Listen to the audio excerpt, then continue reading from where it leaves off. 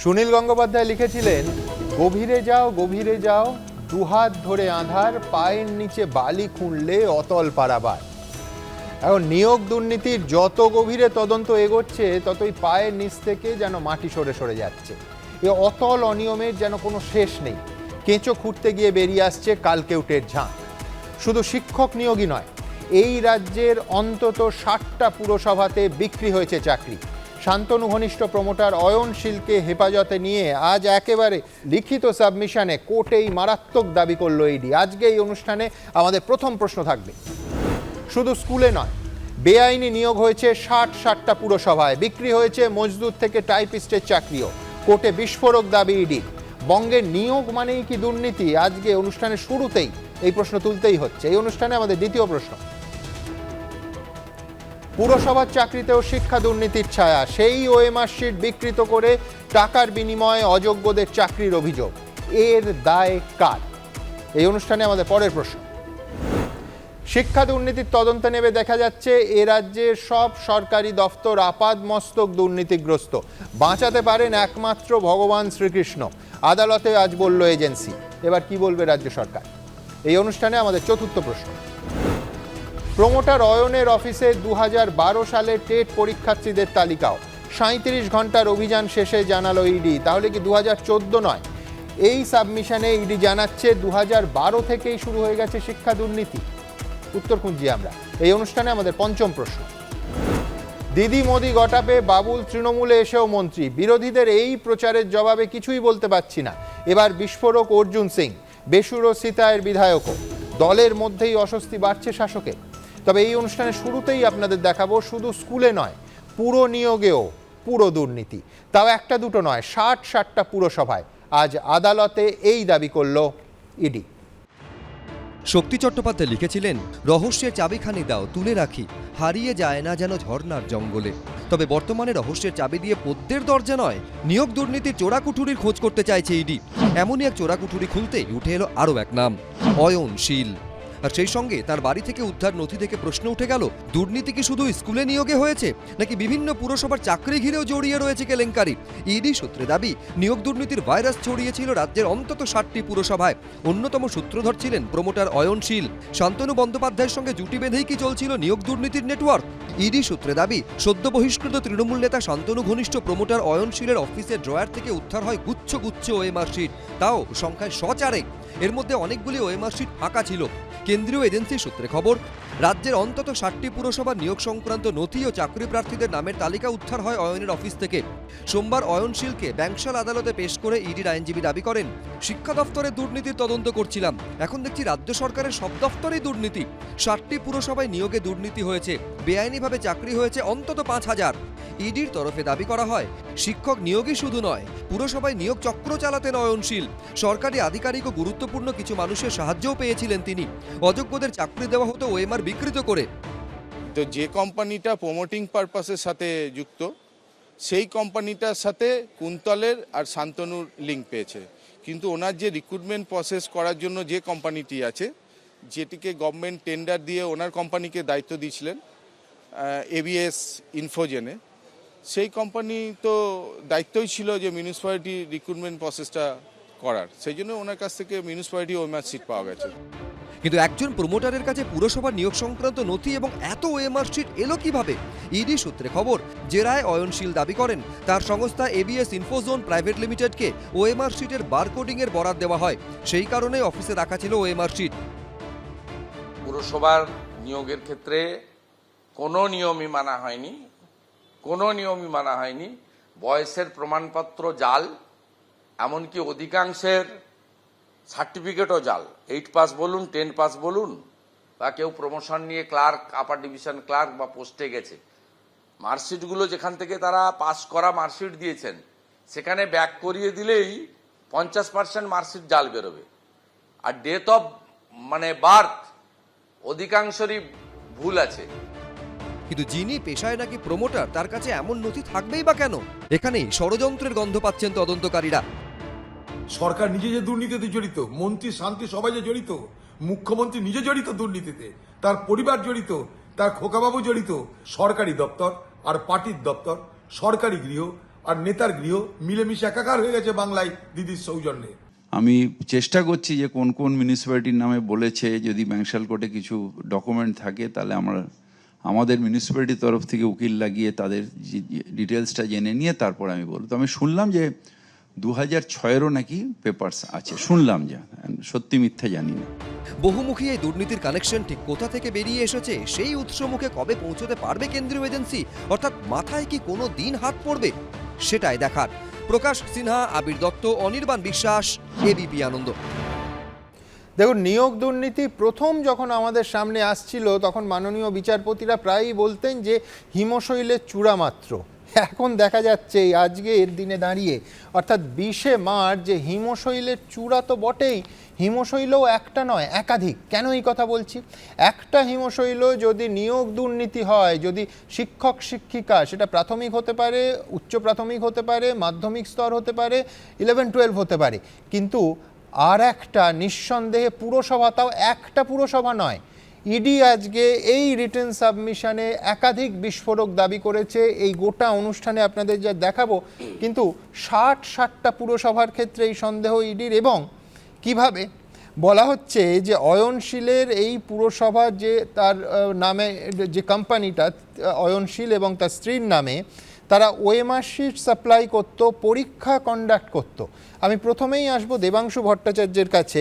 দেবাংশু, এক হচ্ছে যে শুধু একজন অয়নশীল এবং তার মাথার ওপরে আর একজন শান্তনু ব্যানার্জি, এতে শিক্ষা দুর্নীতি বাদ দিন, একটা পুরসভাতেও যে মোডাস অপারেন্ডি আজকে ইডি রিটেন সাবমিশনে দাবি করছে, একটা পুরসভাতেও এইভাবে কাজ হওয়া সম্ভব নয়। অর্থাৎ অসংখ্য অয়নশীল আছেন এবং অসংখ্য শান্তনু ব্যানার্জি আছেন, অসংখ্য প্রভাবশালীরা ইনভলভ না হলে এইভাবে একাধিক পুরসভায় চাকরি বিক্রির চক্র চলতো না। এক্স্যাক্টলি এটা আজকে কোর্টে বলেছে ইডি। দেবাংশু, সময় শুরু এখন।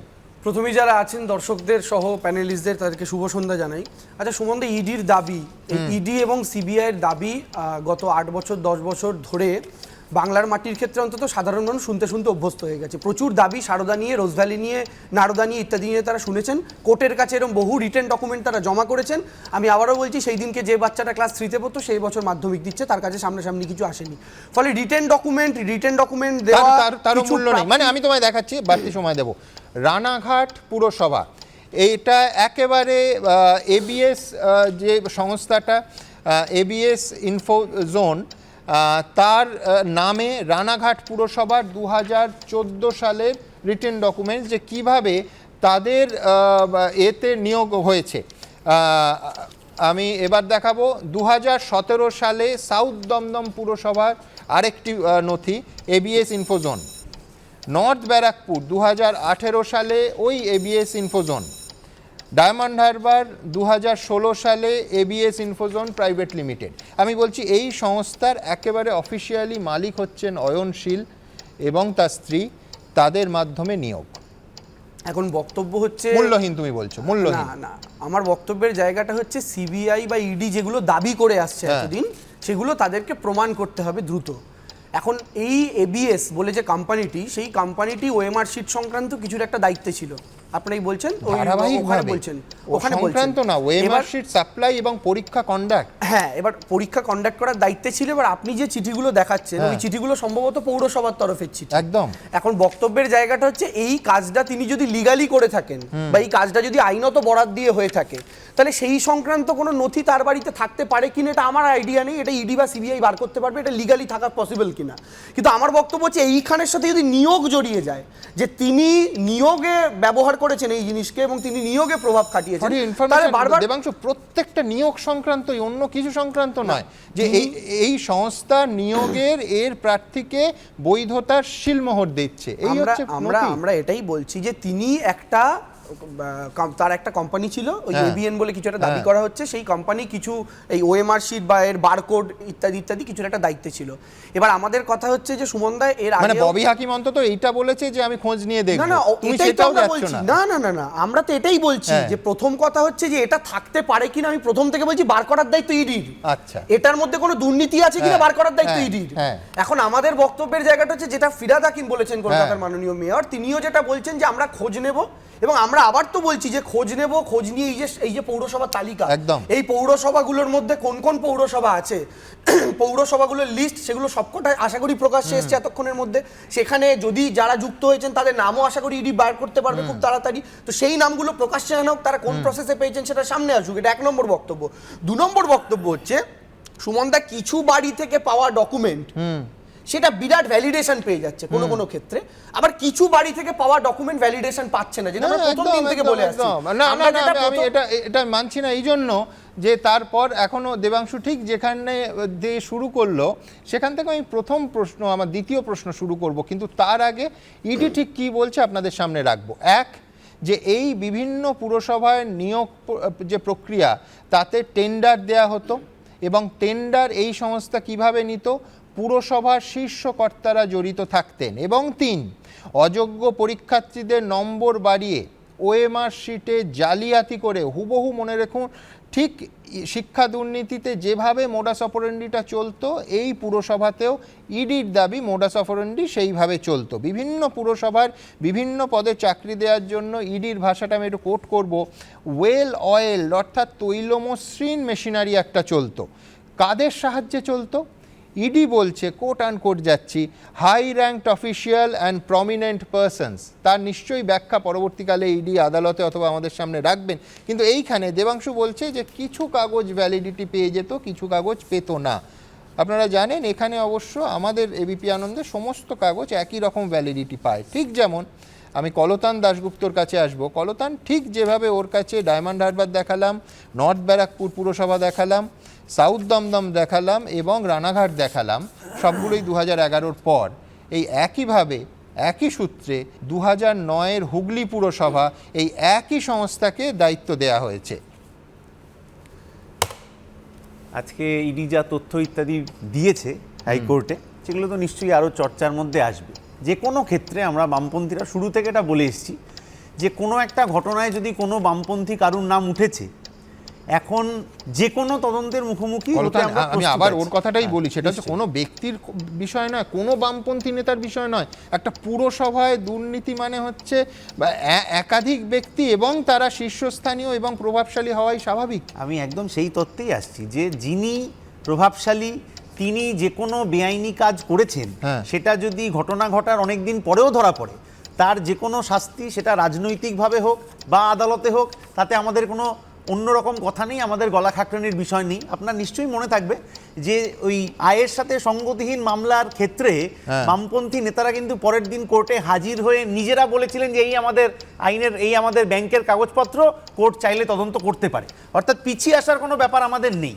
কোনো একটা দুর্নীতির অভিযোগের একটা কাগজ আছে, সেই দুর্নীতির অভিযোগ নিয়ে যত দূর যাওয়া প্রয়োজন। ডিস্ট্রিক্ট পঞ্চায়েত এবং রুরাল ডেভেলপমেন্ট অফিসার, তার অর্ডার হুগলি জেলার 2009। রুরাল ডেভেলপমেন্ট অফিসার তো সরকারি আমলা, ফলে সেক্ষেত্রে আমার রাজনৈতিক দল সেখানে কিছু ব্যবস্থা নিতে পারবে না।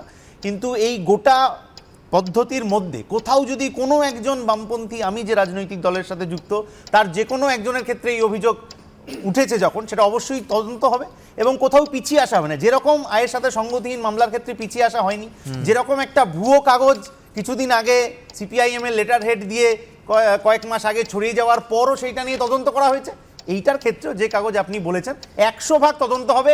গলা খাকরানির বিষয় নেই। আমার আগের আমলের কি আমি তখন ছিলাম না বলে পিছিয়ে আসার, পালিয়ে যাওয়ার কোনো প্রশ্ন কোনোদিন বামপন্থীদের কাছে ছিল না, আজকেও নেই। দেবাংশু, আমি 2-3টে পয়েন্ট বলি। প্রথম কথা হচ্ছে সিপিএম যে কথাটা বলছে বা কলতানবাবু যে কথাটা বললেন, সেটা হচ্ছে আমরা তদন্তের উপরে ভরসা রাখছি। একই কথা তৃণমূল কংগ্রেসও প্রথম থেকে বলেছে, আমরা তদন্তের উপরে ভরসা রাখছি। তফাৎটা একটাই, তৃণমূল কংগ্রেস পলিটিক্যাল অ্যাকশন নেওয়ার ক্ষমতা রাখে, সিপিএম সেটা পারে না। কেন আমি বলছি, তৃণমূলের নেতাদের বাড়ি থেকে টাকা উদ্ধার হয়েছে, আমি হাত তুলে তুলে তুমিই ব্যথা হয়ে যায়, আমার সময় সবাই ঢুকবে। কেন? দাঁড়াও, এত চুরি করে তো জায়গা হবে। এই আমি তো পুরোটা বলতে দেবো না, তখন ভালো লাগবে? পুরোটা বলতে দেবো। তোমরা পরে ঝগড়া করছো, আমি বলছি দেবাংশু, এর কাউন্টার একটাই হয়, সেটা হচ্ছে কোটি কোটি টাকা, মানুষের টাকা, করের টাকা খরচা করে তদন্তের বিরোধিতা করা হয়েছে, কখনো সিবিআই, কখনো ইডি। সুমন, আমি আপনাকে বলছি, প্রথম কথা হচ্ছে কেন আমি সিপিএম এর পলিটিক্যাল অ্যাকশনের কথা বললাম, এরা তদন্তের উপরে ছেড়ে দিচ্ছে। আমি জাস্ট 3টে এক্সাম্পল দিই আপনাকে। প্রথম হচ্ছে 2010 সালে খাদ্য দপ্তরে একটা নিয়োগ হয়, সেই নিয়োগ সংক্রান্ত যখন তদন্ত হয়, স্যাট সেই 614 জনের নিয়োগকে বাতিল করে এবং সেই সময়কার ক্যাডারদের সেখানে ঢোকানো হয়েছিল বলে অভিযোগ ওঠে, সেই নিয়োগ বাতিল হয়েছে গত বছর। মেদিনীপুরের একটা ঘটনা আমরা জানি, এই সমস্ত বলছি না, কিন্তু সুমন আমি দুটো ঘটনা মেদিনীপুরের কোনটা? অবিভক্ত মেদিনীপুরে সুস্মিতা ভৌমিক এবং 81 জন পিটিশনার মামলা করেন, হ্যাঁ। সেই মামলায় 2200 জনের অবিভক্ত মেদিনীপুরের চাকরি যায় দুর্নীতি- সিপিএম এর সময়, দুর্নীতিটা সুপ্রিম কি? কোর্ট অবধি তারা দুর্নীতিটা গিয়েছিল। কি? দুর্নীতিটা হচ্ছে কারুর চাকরি সুস্মিতা যায়, সেটা আমি বলছি, প্রশ্ন না, আরে শুনতে প্রশ্ন শোনো, হচ্ছে দুর্নীতিটা বলছি, দুর্নীতিটা কি? দুটো হ্যাঁ, দুর্নীতি বলছি, হ্যাঁ, হ্যাঁ, শোনো, হ্যাঁ। শোনার ধৈর্য আছে তো? হ্যাঁ, একদম। সুস্মিতা ভৌমিকরা যারা পিটিশনার 81 জন ছিলেন, তারা দাবি করেন সিপিএম এর ক্যাডারদের চাকরিতে ঢোকানো হয়েছে।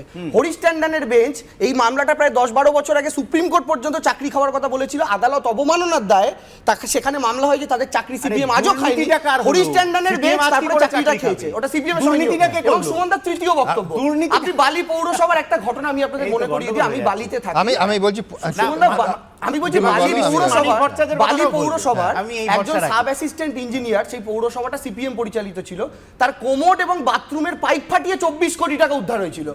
তার মাথায় ছিলেন সিপিএম এর আচ্ছা, নেতারা। মানিক সিপিএম বাবুর কোন রকম কথা পলিটিক্যাল পলিটিক্যাল অ্যাকশন আছে, কিন্তু তার আগে বলি যে আমি বলছি ওএমআর শিট বিকৃত করে পাইকারি হাতে চাকরি বিক্রির অভিযোগ কিন্তু টাকার বিনিময়ে চাকরি দেওয়ার অভিযোগ, এই অভিযোগ পশ্চিমবঙ্গে বাম বাদলাও তার আগে 50 বছরে ওঠেনি। আমি অন্তত জানি না। ওএমআর শিটে পরীক্ষা কবে থেকে হচ্ছে, আমি তো এটাই জানতে চাইছি। না না না, এই process এ এবার তো তুমি বলবে, এবার তো তুমি বলবে যে গুড়গাঁওয়ের সার্ভারটা কবে বসেছিল, না, না, তারপরে একদম না, সুমন দাস। তার জন্য না, না, সিপিএম সুমন, আমি সে দুর্নীতি কথা করতে বলছি না। এই পারেনি। যে আমি আপনার- গণতন্ত্রকে না, না, ডিফেন্ড না, করছি না, আমি বলছি ওই জন্যই একটা- তো আমি অনুষ্ঠানের শুরুতেই হুগলিটা দেখিয়ে দিলাম। সুমনদা, অসুবিধা নেই, আলোচনাটা যে দুর্নীতি করেছে বিচারের সামনে আসতে হবে। বলছি আলোচনাটা মানিক সবসময় যে suspend প্রসেসে হলেন। হয়, হ্যাঁ। যে এর আগে আমরা কখনো দেখিনি, এর আগে হ্যাঁ, কখনো কখনো হয়নি। দেখেনি তো। কারণ না, আমি বলছি বালির সুমনদা, যে উদাহরণটা এই দিলেন, যে তিনি ধরুন অফিসার, টাকা দেখতে সরকারি পাওয়া অফিসার। যায়। আচ্ছা, রাজনৈতিক টাকা দলের দেখতে কেউ পাওয়া নন। নিয়ে যে কথাটা বলা হয়, এটা চমৎকার জায়গায় আমরা এসেছি, দুজনকেই থামালাম। আমি বলছি দেবাংশু বলছে এর আগে কখনো হয়নি, আমি ঠিক এইটা দিয়েই প্রণয় রায়ের কাছে আসবো, বিজেপির প্রতিনিধি। দেখুন, এর আজকে ইডি কোর্টে যা বলেছে, কোট আনকোট দেবাংশু ভট্টাচার্য, এর আগে কোনোদিন এটা শোনা যায়নি, এমনকি আপনারাও কোনোদিন জনসভায় বলেননি যে একটা শিক্ষক নিয়োগ নয়, দুর্নীতি হয়েছে, চাকরি চুরি হয়েছে এত রাজ্য জুড়ে যে স্বয়ং ভগবান শ্রীকৃষ্ণই একমাত্র পশ্চিমবঙ্গকে বাঁচাতে পারে। তৃণমূল ইতিমধ্যেই বলতে শুরু করেছে যে সম্পূর্ণটা বিজেপির রাজনৈতিক উদ্দেশ্যে পলিটিক্যাল এজেন্ডাতে ভ্যালু অ্যাড করছে ইডির বয়ান। প্রণয় রায়, দেখুন, সিপিএমের সময় স্বজন পোষণ হয়েছে, শিক্ষকের চাকরি হয়েছে, চিঠি দিয়ে চাকরি হয়েছে, এটা মনে হয় বামফ্রন্টও স্বীকার করে নিয়েছে। কারণ 78 সালে ক্ষমতায় আসার পরে দীর্ঘদিন ধরে employment exchange, local committee, LCS এর চিঠি আর ম্যানেজিং কমিটি দিয়ে চাকরি হয়েছে। 97 সালে এসএসসি চালু করেছে, এবং এসএসসি কেন চালু করতে হলো, এই অভিযোগগুলো ছিল বলেই। হ্যাঁ, এখন বলতে পারে দুর্নীতি এসছে কিনা। এবার টাকা পয়সা দিয়ে যদি অযোগ্যরা চাকরি পায় সেটা যেমন ভুল, ঠিক একইভাবে কম বেতনের চাকরি যদি পেয়ে থাকে সেটাও ভুল। আমি ওইদিকে যাচ্ছি না, কিন্তু পশ্চিমবঙ্গের মানুষ তো এইগুলোকে বন্ধ করার জন্যই মমতা ব্যানার্জিকে ক্ষমতায় এনেছিলেন, এবং যাতে করে যদি দুর্নীতি হয়ে থাকে, যদি স্বজন পোষণ হয়ে থাকে, তাদেরকে জেলে পূর্বে বলেই তো মমতা ব্যানার্জি ক্ষমতায় এসেছিলেন। কিন্তু আমরা দেখলাম মমতা ব্যানার্জি আসার পরে তাদের থেকে আরেকটু এগিয়ে গিয়ে তার সাথে টাকা পয়সার লেনদেন করলেন। আজকে এই যে কথা হচ্ছে না ইডি সাকসেস রেট, এ তো প্রশ্ন ওঠে না। আদালতের নির্দেশে যাদের চাকরি গেল অযোগ্যদের, তাদেরকে মন্ত্রিসভা সিদ্ধান্ত নিয়ে তাদের আবার চাকরি দেওয়ার ব্যবস্থা যে মন্ত্রিসভা করে।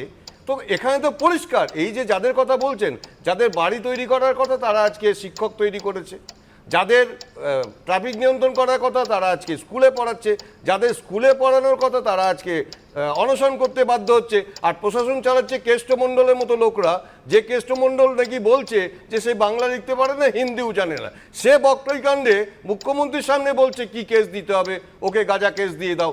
এইটা হচ্ছে মুখ্যমন্ত্রী মমতা ব্যানার্জির নেতৃত্বে এগিয়ে বাংলা। আর এই যে আজকেও বলেছে যে ইডি এক্স্যাক্টলি বিজেপির বয়ানটাই বলছে কোর্টে। না না, বলতেই পারে, কিন্তু আরেকটা কথা, এই যে টাকাগুলো আমরা দেখছি, সেই টাকাগুলো তো নিশ্চয়ই আর ইডি বানিয়ে নিয়ে আসেনি। আজকে তো ইডি প্রমাণ দিচ্ছে। আর মানি লন্ডারিং কেসে ইডির একটা রিপোর্ট বেরিয়েছে, 97% তাদের সাকসেস রেট। এই যে বলছে না যে ইডি কি করেছে, এই রিসেন্টলি বেরিয়েছে মানি লন্ডারিং কেসে ইডি যতগুলো ইনভেস্টিগেশন করেছে তার সাকসেস রেট হচ্ছে 97%। প্রবলভাবে দেবাংশু না, আপত্তি আমি জানাচ্ছে। প্রথম কথা বলি, আমার প্রণয়দার কাছে দুটো প্রশ্ন আছে ভীষণ বিনয়ের সঙ্গে। দুটো প্রশ্নের মধ্যে একটা প্রশ্ন হচ্ছে যে বিশ্বজিৎ কুন্ডুকে কবে পার্টি থেকে তাড়াচ্ছেন? তাকে আপনারা টিকিট দিয়েছিলেন, আপনারা টেট কুন্ডু বলেছিলেন। দ্বিতীয় প্রশ্ন হচ্ছে সিবিআই ইডির কাছে কবে টেলিভিশন থেকে দাবি জানাবেন যে প্রসন্ন রায়ের বাড়িতে দিলীপ ঘোষের দলিল কেন পাওয়া গেল, এটার জন্য দিলীপ ঘোষকে জিজ্ঞাসাবাদ করুন। এই দাবিটা কবে করবে? আমি এখনই জানাচ্ছি, দাঁড়ান, আমি এখনই জানাচ্ছি, আর জানানোর তো দরকার নেই। তারপরে গিয়ে ফোন করে দেবে। দিলীপ ঘোষই তো বলেছে আমার বাড়ির দলিল ইচ্ছা করলে দেবাংশু এখনই বার করতে পারে ইন্টারনেট থেকে, এবং আমার বাড়ির দলিল যদি দেবাংশু বাড়িতে পাওয়া যায় তৃণমূলের যোগ পাওয়া যাবে। দিলীপ ঘোষ নিজে বলবে যে আমি তৃণমূলে যাচ্ছি, যে আমার বাড়ির দলিল দেবাংশু বাড়িতে কি করে গেল? দিলীপ ঘোষ নিজে বলেছেন উনি দলিল দিয়েছেন। বলেননি তো, তাহলে আবার দলিলের কপি বার করার আচ্ছা বেশ, আপনারা দুপার্টি মিলে দলিলের আদান প্রদান চালান, কিন্তু এইখানে with a very serious note আমি দর্শকদের বলতে এবং দেখাতে চাইবো যে এই এবিএস ইনফোজোন প্রাইভেট লিমিটেড, অয়নশীল এবং তার স্ত্রীর নামে কোম্পানি, পুরসভায় একেবারে ছোটোখাটো চাকরি, টাইপিস্ট, মজদুর থেকে সমস্ত রেফার করা হচ্ছে। ইডির দাবি, একেবারে অফিসিয়ালি দাবি, যে এই তথ্য প্রমাণ তারা পেয়েছে কিভাবে? ওএমআর শিটে কারচুপি এবং এই চাকরির একেবারে একটা অংশ সম্পূর্ণ দুর্নীতি, তার একটা বিপুল পরিমাণ চেহারা, অন্তত 5,000 বেআইনি চাকরির কথা কোর্টে দাঁড়িয়ে ইডি বলছে। এবং এই র্যাকেট গোটা রাজ্য জুড়ে 60টা পুরসভায় আছে, 50 কোটি টাকারও বেশি লেনদেন হয়েছে, ইত্যাদি ইত্যাদি, হয় লিখেছে নয় ইডি জানিয়েছে। আমার প্রশ্নটা আরও গভীর। প্রশ্নটা এই যে তাহলে একজন মেধাবী, দরিদ্র, মধ্যবিত্ত অথবা নিম্নবিত্ত ছেলের তার কোনো চাকরির সুযোগ নেই। তার কারণ জায়গাটা যা দাঁড়িয়েছে সেটা হচ্ছে যে হয়তো একেবারে উচ্চ পদে, শীর্ষ পদে শুধু নয়, নিচের দিকে টাইপিস্ট বা মজদুরের পদে সামান্য আর্থিক সঙ্গতির যে পরিবারগুলো ঝাঁপিয়ে পড়ে একটা চাকরির জন্য, যারা টাকা দিতে পারেনি তারা চাকরিও পাবে না। আজকে পশ্চিমবঙ্গে দাঁড়িয়ে অত্যন্ত ট্র্যাজিক এই ছবিটা আমাদের সামনে বারবার আদালতে ভেসে আসছে। আমি দ্রুত একবার দেখাবো যে কিভাবে আজকে আদালতে দাঁড়িয়ে ঠিক কী বললো ইডি, তারপর অবশ্যই একাধিক বিস্ফোরক তথ্য আছে আপনাদের সামনে রাখবো, কিন্তু তার আগে প্রতিবেদন।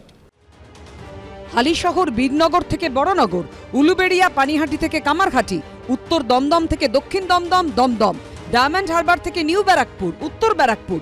অভিযোগ, যে 60টি পুরসভায় 5,000 চাকরি বিক্রির মিডলম্যান ছিলেন শান্তনু বন্দ্যোপাধ্যায় ঘনিষ্ঠ অয়নশীল, তার মধ্যে রয়েছে এই পুরসভাগুলি, এমনই দাবি ইডি সূত্রে। অয়নশীলের সংস্থা এবিএস ইনফোজেন প্রাইভেট লিমিটেড শুধু পুরসভা নয়, জেলা পরিষদের নিয়োগ প্রক্রিয়ার সঙ্গেও যুক্ত ছিল। ইডি সূত্রে দাবি 2014 সালে রানাঘাট, 2016 সালে ডায়মন্ড হারবার, 2017 সালে দক্ষিণ দমদম, 2018 সালে উত্তর ব্যারাকপুর পুরসভায় নিয়োগের দায়িত্ব ছিল ধৃত অয়নের এবিএস ইনফোজোন প্রাইভেট লিমিটেডের। এছাড়াও তৃণমূল সূত্রে খবর 2009 সালে হুগলি জেলা পরিষদে নিয়োগ হয়েছিল এবিএস ইনফোজোন প্রাইভেট লিমিটেডের হাত ধরে। ইডি সূত্রে খবর, জেরায় অয়ন দাবি করেছেন তাঁর সংস্থা এবিএস ইনফোজোন প্রাইভেট লিমিটেডকে ওএমআর শিটের বারকোডিংয়ের বরাদ দেওয়া হয়, সেই কারণেই অফিসে রাখা ছিল ওএমআর শিট। যদিও ইডির দাবি নিয়ম অনুযায়ী এই ওএমআর শিট অয়নের কাছে থাকার কথাই নয়। প্রসঙ্গত, এই সংস্থার ঠিকানা ও চুঁচুড়ায় শান্তনুর ফ্ল্যাটের ঠিকানাও একই। চুঁচুড়ার এবিএস টাওয়ারের একতলায় এবিএস ইনফোজোন প্রাইভেট লিমিটেডের অফিস ছিল। সংস্থার পোর্টালে ডিরেক্টর পদে নাম রয়েছে ধৃত অয়নশীল ও কাকুলিশীলের। সূত্রের দাবি ওএমআর শিটের ডিজাইন থেকে প্যাকিং, স্ক্যানিং থেকে ইভ্যালুয়েশন বা মূল্যায়ন সবই করত অয়নশীলের এই কোম্পানি। এবিএস ইনফোজোন প্রাইভেট লিমিটেডের অফিস একসময় ছিল এখানেই, পরে অবশ্য তা স্থানান্তরিত হয়। আর এই যে কোম্পানি, সেই কোম্পানিরই ডিরেক্টর হিসেবে নাম নথিভুক্ত আছে অয়নশীল এবং কাকলিশীলের। এই এবিএস টাওয়ারটি নির্মাণ করেন অয়ন স্বয়ং, দলিলে তাঁর স্ত্রীর নাম। এই টাওয়ারের 5 তলায় 4,500 স্কোয়ার ফিটের ফ্ল্যাট রয়েছে অয়নশীলের, 4 তলায় 1700 স্কোয়ার ফিটের ফ্ল্যাট রয়েছে সদ্য বহিষ্কৃত তৃণমূল নেতা শান্তনু বন্দ্যোপাধ্যায়। সারদা থেকে আরম্ভ করে নারদার যত রকমের দুর্নীতি এ বাংলা দেখলো। আজকে বাংলার যে দুর্নীতির কারণে কুখ্যাত হলো, সেই কুখ্যাত বাংলার নায়িকার নাম মমতা ব্যানার্জি। এদিকে যে 60টি পুরসভায় নিয়োগ দুর্নীতির অভিযোগ উঠেছে, ইডি সূত্রে খবর সেই তালিকায় নাম রয়েছে উত্তর দমদম পুরসভার। উত্তর দমদম পুরসভা 2019 সালে গ্রুপ ডি নিয়োগের জন্য পরীক্ষা হয় এবং সেই পরীক্ষা নেওয়ার দায়িত্ব ছিলেন অয়নশীল। অয়নশীল, যেমনটা জানতে পারছি আমরা, তিনি এসেছিলেন এই অফিসেই, এসে গোটা বিষয় কিভাবে পরীক্ষা নেওয়া হবে সেই বিষয়ে কিন্তু কথাবার্তাও বলেন। উত্তর দমদম পৌরসভায় কোনো নিয়োগ নিয়ে কোনো দুর্নীতির কোনো প্রশ্নই নেই। সেটা যে কোনো শর্তে, যে কোনো সময়, যে কোনো রকম তদন্তের সম্মুখীন হতে আমরা তৈরি আছি। নিয়োগের পদ্ধতি অনুসারে মিউনিসিপ্যাল অ্যাক্টে যা বলা আছে, এবিএস কিনা আমার নাম মনে নেই, তবে অয়নশীল নামটা বলাতে এই নামটা মনে পড়ছে। অয়নশীলের কোম্পানির সঙ্গে আমাদের চুক্তি হয়েছিল শুধু পরীক্ষাটা না নেবে গ্রুপ ডির। এটা আমরা দেখেছি, আমরা শুনেছি, যতক্ষণ না তার কোনো ভিত্তি নিয়ে আলোচনা হচ্ছে বা তার সপক্ষে কোনো বিষয় পাওয়া যাচ্ছে বা বিপক্ষে যাই হোক, ততক্ষণ এখানে দলের কোনো কথা বলার কোনো অবকাশ নেই। শান্তনু হোক কিংবা অয়ন, এদের ওপরে কার হাত ছিল সেই নামগুলো কখন সামনে আসবে? অর্ণব মুখোপাধ্যায়, বিজেন্দ্র সিংহ, পার্থপ্রতিম ঘোষের রিপোর্ট, এবিপি আনন্দ। দেখুন, রেস্তোরাঁয় যেরকম রেট চার্ট থাকে, ইডির বক্তব্য চাকরির জন্য একেবারে সেই রকম এই দুর্নীতিগ্রস্তরা রেট চার্ট নির্ধারণ করেছিলেন। পুরসভার ক্ষেত্রে রেট চার্ট এরকম ছিল, লেবারের যে পদ সেই ক্ষেত্রে 4 লক্ষ, গাড়ির চালকের পদ 4 লক্ষ, সুইপারের পদ 4 লক্ষ, গ্রুপ ডি 4 লক্ষ, গ্রুপ সি 7 লক্ষ, টাইপিস্টের পদের জন্য 7 লক্ষ এবং অ্যাসিস্ট্যান্ট সহযোগী পদের জন্য 7 লক্ষ। আমি এই মারাত্মক ছবিটা আবার বলছি যে একজন মেধাবী, নিম্নবিত্ত, মধ্যবিত্ত অথবা দরিদ্র ছেলে যার মোটা টাকা দিয়ে চাকরি কেনার উপায় নেই, তাহলে নিম্ন স্তরের যে পদগুলো তাতেও তারা ঢুকতে পারছে না। আমি সব্যসাচীর কাছে যাব। সব্যসাচী, এই 8 পাতার যে সাবমিশন, তাতে এগিয়ে আসছে যে এতদিনের করা তদন্তে উঠে আসছে দুর্নীতির মাধ্যমে অযোগ্য প্রার্থীদের কাছ থেকে নেওয়া হয়েছে টাকা এবং শুধুমাত্র অযোগ্যরা ঢুকেছে। ইডির এর আগের সাবমিশনগুলোতেও ছিল, প্রাথমিক শিক্ষক পদে যেমন ছিল 59,000, অর্থাৎ মোটা টাকার বিনিময়ে যারা ঢুকছে। এই ফিগারটা ক্রমশ বাড়ছে এবং এই সাবমিশনের পরের পার্টে আমি আসব যে 14 নয়, ইডি দাবি করছে যে 2012 থেকে শুরু হয়েছে। It is also revealed that Sri Oyon Shil had collected a huge amount from candidates in the name of providing job to the post of teacher in TET 2012 and TET 2014. একেবারে ED 8 পাতা submission, তার তৃতীয় পাতা ED উল্লেখ করছে। আমি 2-3টে লাইনে প্রথমে বলে নিতে চাই। এক হচ্ছে অয়নশীলের রোলটা কি, অয়নশীলের যে কটা অ্যাপয়েন্টমেন্ট লেটার বা অয়নশীল কিভাবে সরকারি কাজের সাথে যুক্ত হচ্ছেন, recruitment of a company for computerization ও digitization of the entire recruitment jobs. যে পুরসভা বা যে সংস্থা, সরকারি সংস্থা, আধা সরকারি সংস্থা অথবা পুরসভার মতন স্বায়ত্তশাসিত সংস্থা, তারা যখন কোনো জায়গায় কোনো রিক্রুটমেন্ট করছে তার ডিজিটাইজেশনের কাজের জন্য এই কোম্পানি, মানে এটা কাগজে কলমে, ইডি বলছে OMR sheet of the manipulation. এইবার যে জায়গাটায় আমি আসি, টাইমলাইনটা খুব ইম্পর্টেন্ট, 12 সালটা খুব গুরুত্বপূর্ণ। 12 সাল অনওয়ার্ডস এই লোকটি ক্রমশ হাই র্যাঙ্কড অফিসিয়ালসদের ক্লোজ হয়ে যাচ্ছে এবং প্রমিনেন্ট পার্সনস যাদের কথা বলছেন তাদের ক্লোজ হয়ে যাচ্ছে এবং যে লোকটার কাজ ওইখানেই এন্ড হয়ে যাওয়ার কথা, অর্থাৎ ওই ডকুমেন্টস তৈরি করা, ডিজিটাইজ করা, পুরসভাকে হ্যান্ড ওভার করা। এবং এই এগ্রিমেন্টের প্রথম একটা শর্তই হচ্ছে যে কনফিডেন্সিয়ালিটি। একটা পুরসভার রিক্রুটমেন্ট প্রসেসে যদি কনফিডেন্সিয়ালিটি ক্লজ না থাকে তাহলে এই ধরনের সংস্থা কখনো তার মধ্যে এনগেজড হতে পারেন না। কিন্তু এক্ষেত্রে যে অভিযোগটা এলো 12 সালের পরবর্তী সময়ে, এই অয়নশীল যিনি ডিজিটাইজেশনের কাজ করছিলেন তিনি আস্তে আস্তে ক্লোজ হলেন এবং তার বিরুদ্ধে অভিযোগ হলো যে চাকরি বিক্রির ক্ষেত্রে তিনি যুক্ত হয়ে পড়লেন। ফলে ইডি এখানে খুব পরিষ্কারভাবে কতগুলো অভিযোগ সামনে আনছে। এক, role of the government, control করতে পারছেন কি পারছেন না, গভর্নমেন্ট অফিসিয়ালসরা কেন আছেন, আইপিএস আইএস অফিসাররা কেন থাকেন, বা পুরসভার ক্ষেত্রে যারা এক্সিকিউটিভ অফিসার যারা আছেন তারা গভর্নমেন্টের মাধ্যমে পুরসভার প্রতিনিধিত্বকারী হিসেবে যেখানে সংযোগ রাখেন সরকারের সাথে, তারা সেদিকে নজর রাখলেন না।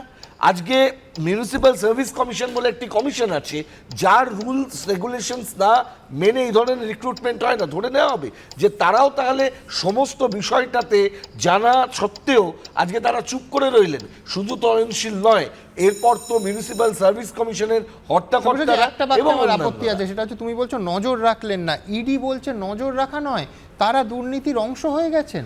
প্রথমেই হাই অফিসিয়ালসদের সাথে যে ইনক্লুশন, যে কন্ট্যাক্ট, তারা সেটাকে বলে দিলেন, কারণ ওই সংস্থাটির হাতে হচ্ছে সমস্ত ডেটা, অর্থাৎ কারা চাকরি প্রার্থী, কারা আসছেন, কাদের নিড আছে, সমস্ত তথ্য তাদের কাছে আছে। এই ডেটা থেফট এবং সেই ডেটাকে ব্যবহার করে তাদের সঙ্গে যোগাযোগ স্থাপন করে এই যে অফারটা দিচ্ছে, অফারটা যদি কারোর কাছে ডেটা না থাকে, কার চাকরির চাহিদা আছে, কার মজদুরের চাকরির দরকার বা কার অন্যান্য চাকরির দরকার পুরসভার, সেই কথাটা জানবে কিভাবে যদি এই কার নিডটা যদি না জানে? তাহলে এইটা জানবে কে? এই কোম্পানির জানার সেই সুযোগ রয়েছে, কারণ তারা ওই কনফিডেন্সিয়াল ডেটাটা তারা অ্যাক্সেস করছে। তাই আমি বলছি যে এটা ক্রমশ একটা ভয়ঙ্কর ডেটা থেফটের দিকে নিয়ে যাচ্ছে, যেখানে আমাদের রাজ্যের বেকার ছেলে মেয়েদের তথ্যকে চুরি করা হয়েছে, সেই তথ্যকে ব্যবহার করে আজকে চাকরি বিক্রি করে এবং এক্স্যাক্টলি কিভাবে বঞ্চিত করা হচ্ছে আমি এটা নিয়ে সলিলদার কাছে আসবো। সলিলদা, 2014 যে প্রশ্নপত্র এবং তার মূল্যায়ন দুক্ষেত্রে ইডি বলছে জালিয়াতি হয়েছে। এক, ভুল প্রশ্ন করা হচ্ছে, ভাবুন প্রশ্ন ইচ্ছে করে ভুল সেট করা হয়েছে, এবং সলিলদা উত্তরপত্রে যেটা বহুবার এর আগে কোর্টেও আলোচিত হয়েছে যে এমন সংকেত দেওয়া হয়েছে যাতে একেবারে সুকৌশলে বুঝে নেওয়া যায় যে কে টাকাটা দিয়েছেন, কে কোট আনকোট আওয়ার্স ক্যান্ডিডেট। আচ্ছা, এইখানে কি হয়েছে, যারা অযোগ্য এবং জালিয়াতরা চাকরি পেল, যোগ্যরা মেধাবীরা চাকরি পেল না, এবং সাদা খাতা জমা দেয়া থেকে ইডি বলছে এমসিকিউ এর জবাব না দেয়া, শুধুমাত্র নিজেদের পার্সোনাল ডিটেলস দেয়া সাদা খাতা, সেই জালিয়াত প্রার্থীরা আজকে চাকরি পেয়ে গেল এবং আমার আপনার করের টাকায় তারা চাকরি করছে, বেতন পাচ্ছে। সুমন, মানে কোথা থেকে শুরু করবো আমি বুঝতে পারছি না। যেখানে দেখিবে ছাই উড়াইয়া দেখিবে তাই, পাইলে পাইতে পারো অমূল্য রতন। তুমি যেখানে যাবে সেখানেই দেখবে, মানে কি বলবো, এই যে তুমি যে বললো যে অযোগ্য প্রার্থীরা পাচ্ছে, মাল্টিপল চয়েস কোশ্চেনের উত্তর দিতে হচ্ছে না, একদম খালি পার্সোনাল ডিটেলস দিতে হবে। সাদা খাতায় তো রঞ্জন বলে, রঞ্জন থেকে শুরু করে সবাই আগে বলেছে, সেটাই তো করবোরেট করলো এখানে তো সেম। এবং লক্ষ্য করবেন ঠিক মোডাস অপারেন্ডি শিক্ষাক্ষেত্রে যা এক্স্যাক্টলি পুরসভায়ও তাই। তাহলে পুরসভায় টেন্ডার দিল কাকে? এর কি ক্রেডেন্সিয়াল আছে আমার, তুমি বলো। এই যে এবিএস ইনফোজেন বলছো, এর কি ক্রেডেন্সিয়াল আছে? কে এই তার ক্যারেক্টার অ্যান্টিসিডেন্ট কে ভেরিফাই করলো? কে তাকে বরাদ দিল? কে ওর লোয়েস্ট? এবার আমি উল্টো দিক থেকে আসি, যে ধরুন আজকে যদি সত্যি এই নথি সঠিক হয়, তাহলে আমায় বুঝতে হবে যে বামেদের আমল থেকেই এই সংস্থা এই ছুঁচ হয়ে ঢোকা ফাল হয়ে বেরোনো যেরকম হয়, ছুঁচ হয়েছিল। হ্যাঁ, ঢুকেছে, ছুঁচেছে। আমি তো বলছি না দুর্নীতি শরীর, বলছি না তারা সতীত্বের পরাকাষ্ঠা হয়েছে, কিন্তু এখন যে দুর্নীতিটা হয়েছে এটা দুর্নীতির গ্লেসিয়ার, একটা ব্ল্যাকলিস্টিং এর দরকার ছিল। সব্যসাচী, এটা বহমান বরফের স্তূপ একটা নদীর মতো যাচ্ছে। ব্ল্যাকলিস্টিং না হয়ে সে কন্টিনিউ করে যাচ্ছে, এটা তো কন্টিনিউ করে যাচ্ছে, মানে অল আউট, মানে আনরেস্ট্রেন্ড করাপশন। সালে যখন দেখলেন সেখানে গন্ডগোলটা হচ্ছে, যেটা সেইখানে তুই তখন থেকে তখন তারপরেও ওকে দিল, তারপরে ওকে। এইবার কি হলো, যেটা সব্যসাচী বললো, gradually he came in contact with the political ব্রাসেস of the ruling party, এবং তারপরে এর যোগাযোগ হলো কুন্তলের সঙ্গে, শান্তনুর সঙ্গে। শান্তনু তো বালি থেকে শুরু করে, মাটি থেকে শুরু করে, জমি থেকে শুরু করে, সিন্ডিকেট থেকে, ইভেন নিয়ারেস্ট ডিস্ট্রিক্ট পূর্ব বর্ধমানে ইলিগাল বালি খাদান চালাচ্ছে। তাহলে এই শান্তনুর যে মেন্টার, শান্তনুর যে শিক্ষাগুরু, সেই বলেছে তাকে আমি কলকাতায় নিয়ে গেছি, তাকে আমি সমস্ত জায়গায় পরিচয় করিয়ে দিয়েছি। এইবার শান্তনু বিকাম দ্য, মানে ওর হ্যান্ডিওয়ার্কটা তো শান্তনু তো ওকে দিয়ে করাতো। বেশ, কিন্তু আমি এখানে আবার একটা কথা বলবো, সেটা হচ্ছে শুধু একজন শান্তনু বা শুধু একজন শীল মহাশয় নয়, তার কারণ যেখানে 60টা পুরসভা যুক্ত, সেখানে অনেক শান্তনু এবং অনেক শীল মহাশয়ের থাকার কথা। হিমবাহের কথা, গ্লেশিয়ারের কথা বলছিলেন সলিলদা, আমি বলছি গঙ্গোত্রী হিমবাহ, ভাবছিলাম যে শুরুতে হয়তো গঙ্গোত্রী, তারপরে দেখা গেল না সিয়াচেন, এখন মনে হচ্ছে যে অ্যান্টার্কটিকা হিমবাহ হতে পারে, মানে এর বহরে হয়তো তার থেকেও বেশি, এতটা বেশি। আমি ঠিক এইখানে আমার পরের প্রতিবেদন রাখবো যে পার্থ চট্টোপাধ্যায় বিরাট নেতা, বিরাট মন্ত্রী, দল থেকে তাকে সরিয়ে দেওয়া হলো। মানিক ভট্টাচার্য এখনও বিধায়ক। ইডি যেটা যে কোর্টে জানাচ্ছে যে দুটো, খুব স্বাভাবিকভাবেই দুটো নামে তো থেমে থাকছে না, তার কারণ আরও 4-5 জন একাধিক প্রভাবশালী ব্যক্তির নাম এসেছে, এবং কি বলেছে ইডি আপনাদের দেখাবো, যে সেই নামগুলো যখন সামনে আসবে শিউরে উঠতে হবে। দেখুন,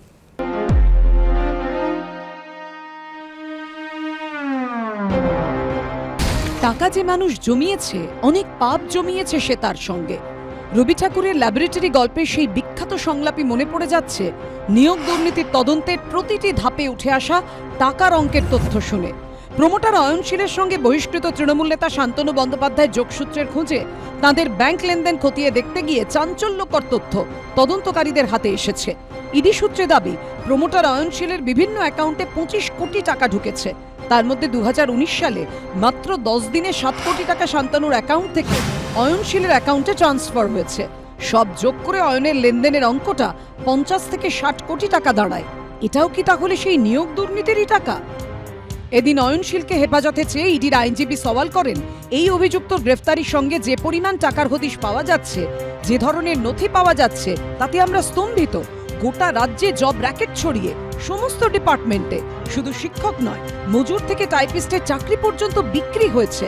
পরিকল্পিতভাবে আজকে এই শিক্ষকদের চাকরি বিক্রি হয়েছে। 70টা মিউনিসিপ্যালিটি, পৌরসভা, স্বাস্থ্য, কৃষি, পরিবেশ, খাদ্য, কোনো মন্ত্রক বাদ যায়নি। যেখানে যা নিয়োগ হয়েছে সমস্ত নিয়োগে দুর্নীতি আছে। এদিন ইডির আইনজীবীর বক্তব্যে উঠে আসে গীতার শ্লোক।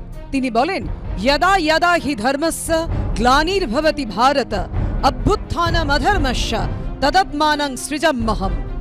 মহাভারতের আদিতেও অবস্থান করছেন বাসুদেব কৃষ্ণ, মধ্যেও কৃষ্ণ এবং অন্তভাগেও সেই কৃষ্ণ। আদাবন্তে চ মধ্যে চ বাসুদেবত্র কীর্ততে। মহাভারতের অনুরাগীরা জানেন, মহাভারত যতই পাণ্ডব কৌরবের দ্বন্দ্বের কথা হোক, এই মহাকাব্যের মধ্যমণি হলেন কৃষ্ণ। আর সোমবার ইডির আইনজীবী সেই মহাভারতের প্রসঙ্গ টেনে বলেন, কৃষ্ণ অর্জুনকে ধর্মের রাস্তা দেখিয়েছিল, আর এখানে এত দুর্নীতি হয়েছে যে এখানে একমাত্র কৃষ্ণ এলেই পথ দেখাতে পারবে। ইডির কোর্টের সওয়াল আর বিজেপির রাজনৈতিক মঞ্চে দাঁড়িয়ে বক্তৃতা, এর ভাষা, শব্দ প্রয়োগ, চিত্রনাট্য সবটা এক হয়ে যাচ্ছে। যেভাবে রাজনৈতিক অভিমুখ রেখে প্রচার করা হচ্ছে, এটা কিন্তু কার্যত একটা বিজেপির ভ্যালু অ্যাড করার কাজ করছে ইডি। শান্তনু বন্দ্যোপাধ্যায়ের ঘনিষ্ঠ অয়নশীলকে জেরা করে এবং পারিপার্শ্বিক তথ্য খতিয়ে দেখে কেন্দ্রীয় এজেন্সি মনে করছে, প্রভাবশালীদের সাহায্যেই বিভিন্ন পুরসভার কাজের টেন্ডার পেতেন অয়নশীল। ইডি সূত্রের দাবি, নিয়োগ দুর্নীতি সিন্ডিকেটে যুক্ত অন্তত 20 জন এজেন্টের নাম মিলেছে অয়নশীলের অফিস থেকে। সল্টলেকে অয়নশীলের অফিস পাড়ার লোকজনের কাছে ইডি জানতে পেরেছে, বাইকে করে অনেককেই আসতে দেখা যেত। এছাড়াও অয়নের অফিসে কখনো কখনো এসে দাঁড়াতো নীল বাতি লাগানো গাড়িও। সেই গাড়ি কি প্রভাবশালীদের? এখানেই তদন্তকারীদের কাছে গুরুত্বপূর্ণ হয়ে উঠেছে অয়নশীলের সল্টলেকের অফিস থেকে উদ্ধার হওয়া ম্যাকবুক। এর আগে শান্তনু বন্দ্যোপাধ্যায়ের ফোনটি তদন্তের ক্ষেত্রে অত্যন্ত গুরুত্বপূর্ণ বলে জানিয়েছিল ইডি। এদিন ইডির রিমান্ড লেটারে উল্লেখ করা হয়েছে, শান্তনু বন্দ্যোপাধ্যায়ের বাড়িতে তল্লাশি চালিয়ে 2টি আইফোন এবং যে নথি বাজেয়াপ্ত করা হয়েছিল তা থেকে অয়নশীলের সঙ্গে চ্যাটের তথ্য সহ গুরুত্বপূর্ণ অনেক তথ্য পাওয়া গেছে। ইডির রিমান্ড লেটারে উল্লেখ করা হয়েছে, জেরায় কুন্তল ঘোষ দাবি করেছেন অনৈতিক কার্যসিদ্ধির জন্য শান্তনু বন্দ্যোপাধ্যায়কে তিনি 1 কোটি টাকারও বেশি দিয়েছিলেন। 2012 এবং 2014 ডেটে চাকরি পাইয়ে দেবার নামে কর্মপ্রার্থীদের কাছ থেকে বিপুল অঙ্কের টাকা তুলেছিলেন অয়নশীল। ইডির রিমান্ড লেটারে দাবি, অয়নশীল চাকরি বিক্রির টাকা কুন্তল ঘোষ এবং কয়েকজন এজেন্টদের হাতে পৌঁছে দিতেন, যাতে পার্থ চট্টোপাধ্যায়ের মাধ্যমে নিয়োগের প্রক্রিয়া সম্পন্ন করা যায়। ইডির দাবি, কুন্তল এবং সেই এজেন্টরা তৎকালীন শিক্ষামন্ত্রী পার্থ চট্টোপাধ্যায়ের অত্যন্ত ঘনিষ্ঠ ছিলেন। ইডির রিমান্ড লেটারে উল্লেখ, অয়ন ও পার্থ চট্টোপাধ্যায়ের মধ্যে সেতু বন্ধনের কাজটা করতেন কুন্তল। ইডির রিমান্ড লেটারে দাবি করা হয়েছে, এই অনৈতিক কাজে যুক্ত বোর্ডের অফিসের বেয়ারা এবং দায়িত্বপ্রাপ্ত সরকারি কর্মীদের একাংশ, যারা টাকার বিনিময়ে অনিয়মে মদত দিয়েছেন। এবার কি তাহলে কান টানলে মাথা আসবে? সেটাই সবচেয়ে বড় প্রশ্ন। শিবাশিস মৌলিক, উজ্জ্বল মুখোপাধ্যায় ও সুদীপ্ত আচার্য রিপোর্ট, এবিপি আনন্দ। আমি সুমন বন্দ্যোপাধ্যায়ের কাছে যাব। সুমন দা, একেবারে ডেট দিয়ে স্টেটমেন্ট যা ইডির কাস্টাডিতে দেয়া হয়েছে, সেই স্টেটমেন্টের তারিখ দিয়ে ইডি উল্লেখ করেছে যে ফেব্রুয়ারি মাসের 2 তারিখ এই বছর ইডি কাস্টাডিতে থাকার সময় কুন্তল ঘোষ জানিয়েছে যে 1 কোটিরও বেশি টাকা সে শান্তনু ব্যানার্জিকে বিভিন্ন ধরনের বেআইনি কাজকর্মের জন্য সে দেয়। It is also revealed that Sri Oyonshil had collected a huge amount from candidates in the name of providing job to the post of teacher in TET 2012 and TET 2014, অর্থাৎ 10 বছরেরও বেশি সময় ধরে এই চক্র কাজ করছে এবং বিপুল পরিমাণ কোটি কোটি টাকার ট্রানজ্যাকশান হয়েছে এবং সবটা সম্পর্কে শাসক দল, পুলিশ প্রশাসন কেউ কিচ্ছু জানতো না, কেউ ইনভলভ নয়, শুধু একজন পার্থ চট্টোপাধ্যায়, একজন কুন্তল, একজন শান্তনু, একজন অয়নশীল। এটা বিশ্বাসযোগ্য না? দেখুন, ব্যাপারটা অনেকটা ওই কাকে কান নিয়ে গেছে বলে, মানে নিজের কানটা না দেখে কাকের দিকে তাড়া করার মতো হয়ে যাচ্ছে না? মানে গোটা প্রক্রিয়াটা যেভাবে চলছে, মানে যেভাবে উদাহরণগুলো আসছে, যেভাবে আলোচনা এগোচ্ছে, মানে খুব আশ্চর্যজনক এটা, যে আপনাকে তো রিলেট করতে হবে শেষ পর্যন্ত ওই 60টা পুরসভার কথা বলছেন, তার সেই পুরসভার নিয়োগগুলো বেআইনি হয়েছিল কিনা। আমি যেটা পাওয়া গেছে তার ভিত্তিতেই যে ধরে নেওয়ার প্রবণতাটা, এই প্রবণতাটা মারাত্মক। আমি এই মানে সুমন্ত, উপমাটা কাগের কান নেওয়া নয়, কাক মানুষ নিয়ে চলে গেছে। সে তো খুঁজে বার করতে হবে তো।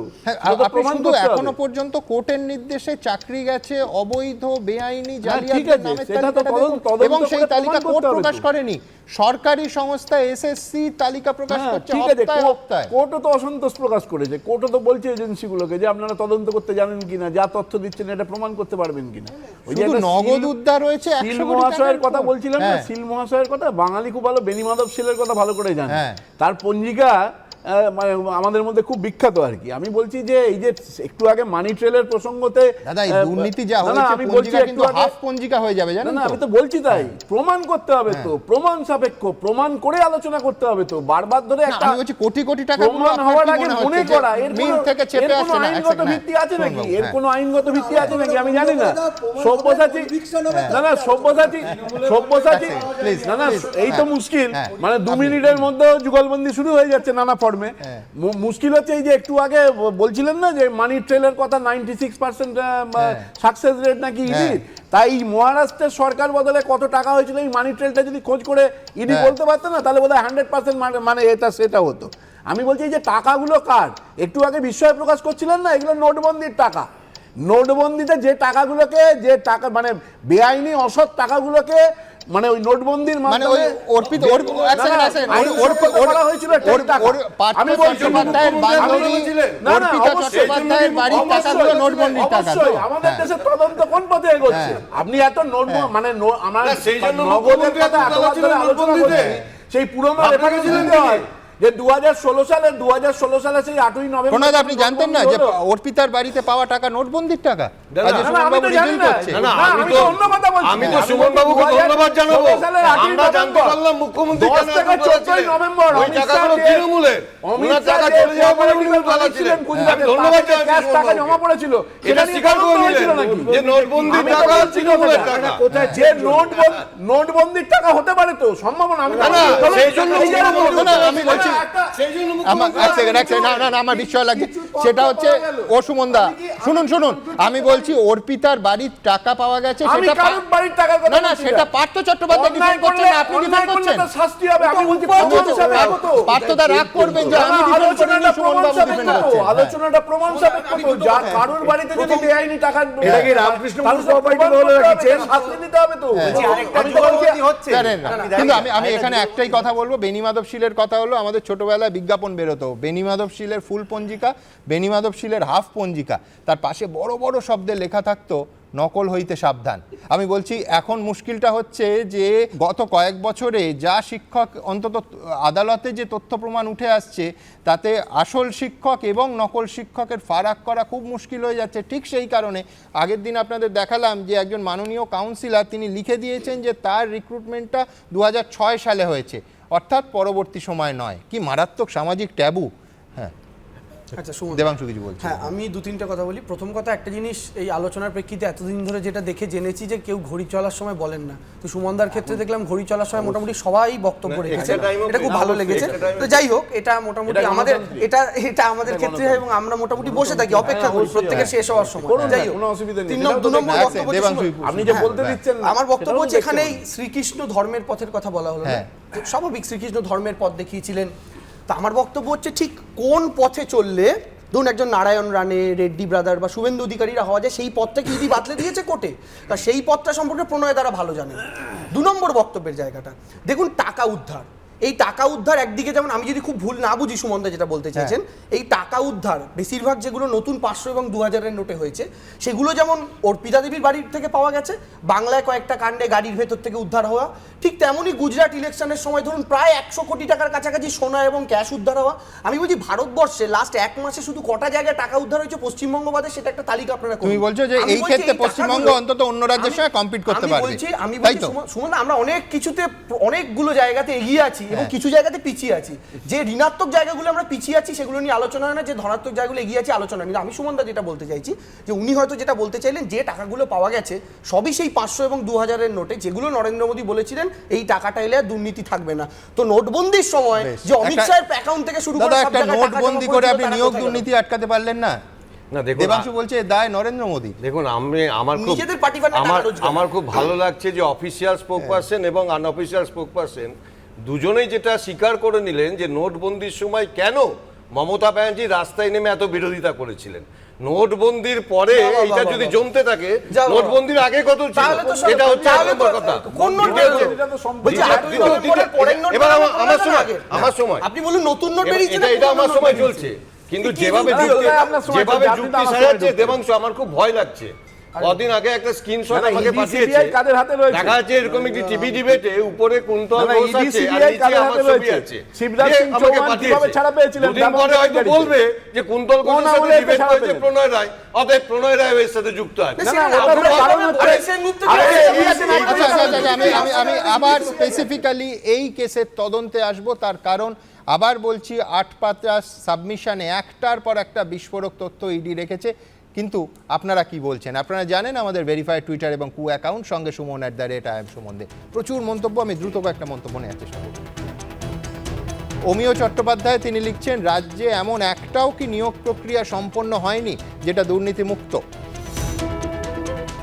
প্রশান্ত গায়েন লিখছেন, আজ বুঝতে পারছি পরিচিত ভালো মেধাবী ছেলেমেয়েগুলো এত চেষ্টা করার পরও কেন চাকরি পেল না, বড় যন্ত্রণা।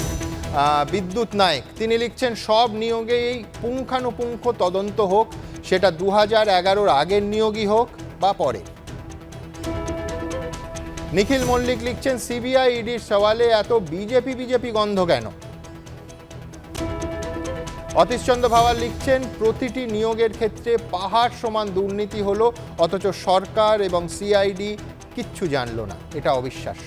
1-2 ঘন্টা নয়, একেবারে 37 ঘন্টা ধরে শান্তনু ব্যানার্জির ঘনিষ্ঠ প্রমোটার অয়নশীলের সল্টলেকের অফিসে, বাড়িতে, সব জায়গায় তল্লাশি চলল এবং তারপর তাকে গ্রেফতার করা হলো। এই যে তল্লাশি এবং গ্রেফতারির আগে এবং পরের গোটা নাটকটা, গোটা ঘটনাগুলো, যার নাটকীয় একাধিক অভিঘাত আছে আপনাদের সামনে এখন। বর্তমানে চৈত্র মাস চলছে, আর অনেকে বলছেন আক্ষরিক অর্থেও যেন রাজ্যে সরকারি চাকরিরও চৈত্র সেল চলছে। কখনো শিক্ষকের চাকরি বিক্রির অভিযোগ, কখনো গ্রুপ ডি, কখনো গ্রুপ সি, আর এখন তো পুরসভার চাকরি বিক্রিতে দুর্নীতির অভিযোগ উঠছে, সেই সঙ্গে এনভিএফ এর চাকরিও। ইডি সূত্রে দাবি, পুরসভার লেবার পদে চাকরির জন্য রেট ধার্য হয়েছিল 4 লক্ষ টাকা, ড্রাইভার পদের জন্য 4 লক্ষ টাকা, এছাড়াও সাফাই কর্মী 4 লক্ষ, গ্রুপ ডি 4 লক্ষ, গ্রুপ সি 7 লক্ষ, টাইপিস্ট 7 লক্ষ। আর এই আবহেই এবার ইডির হাতে গ্রেফতার হলেন এক প্রমোটার।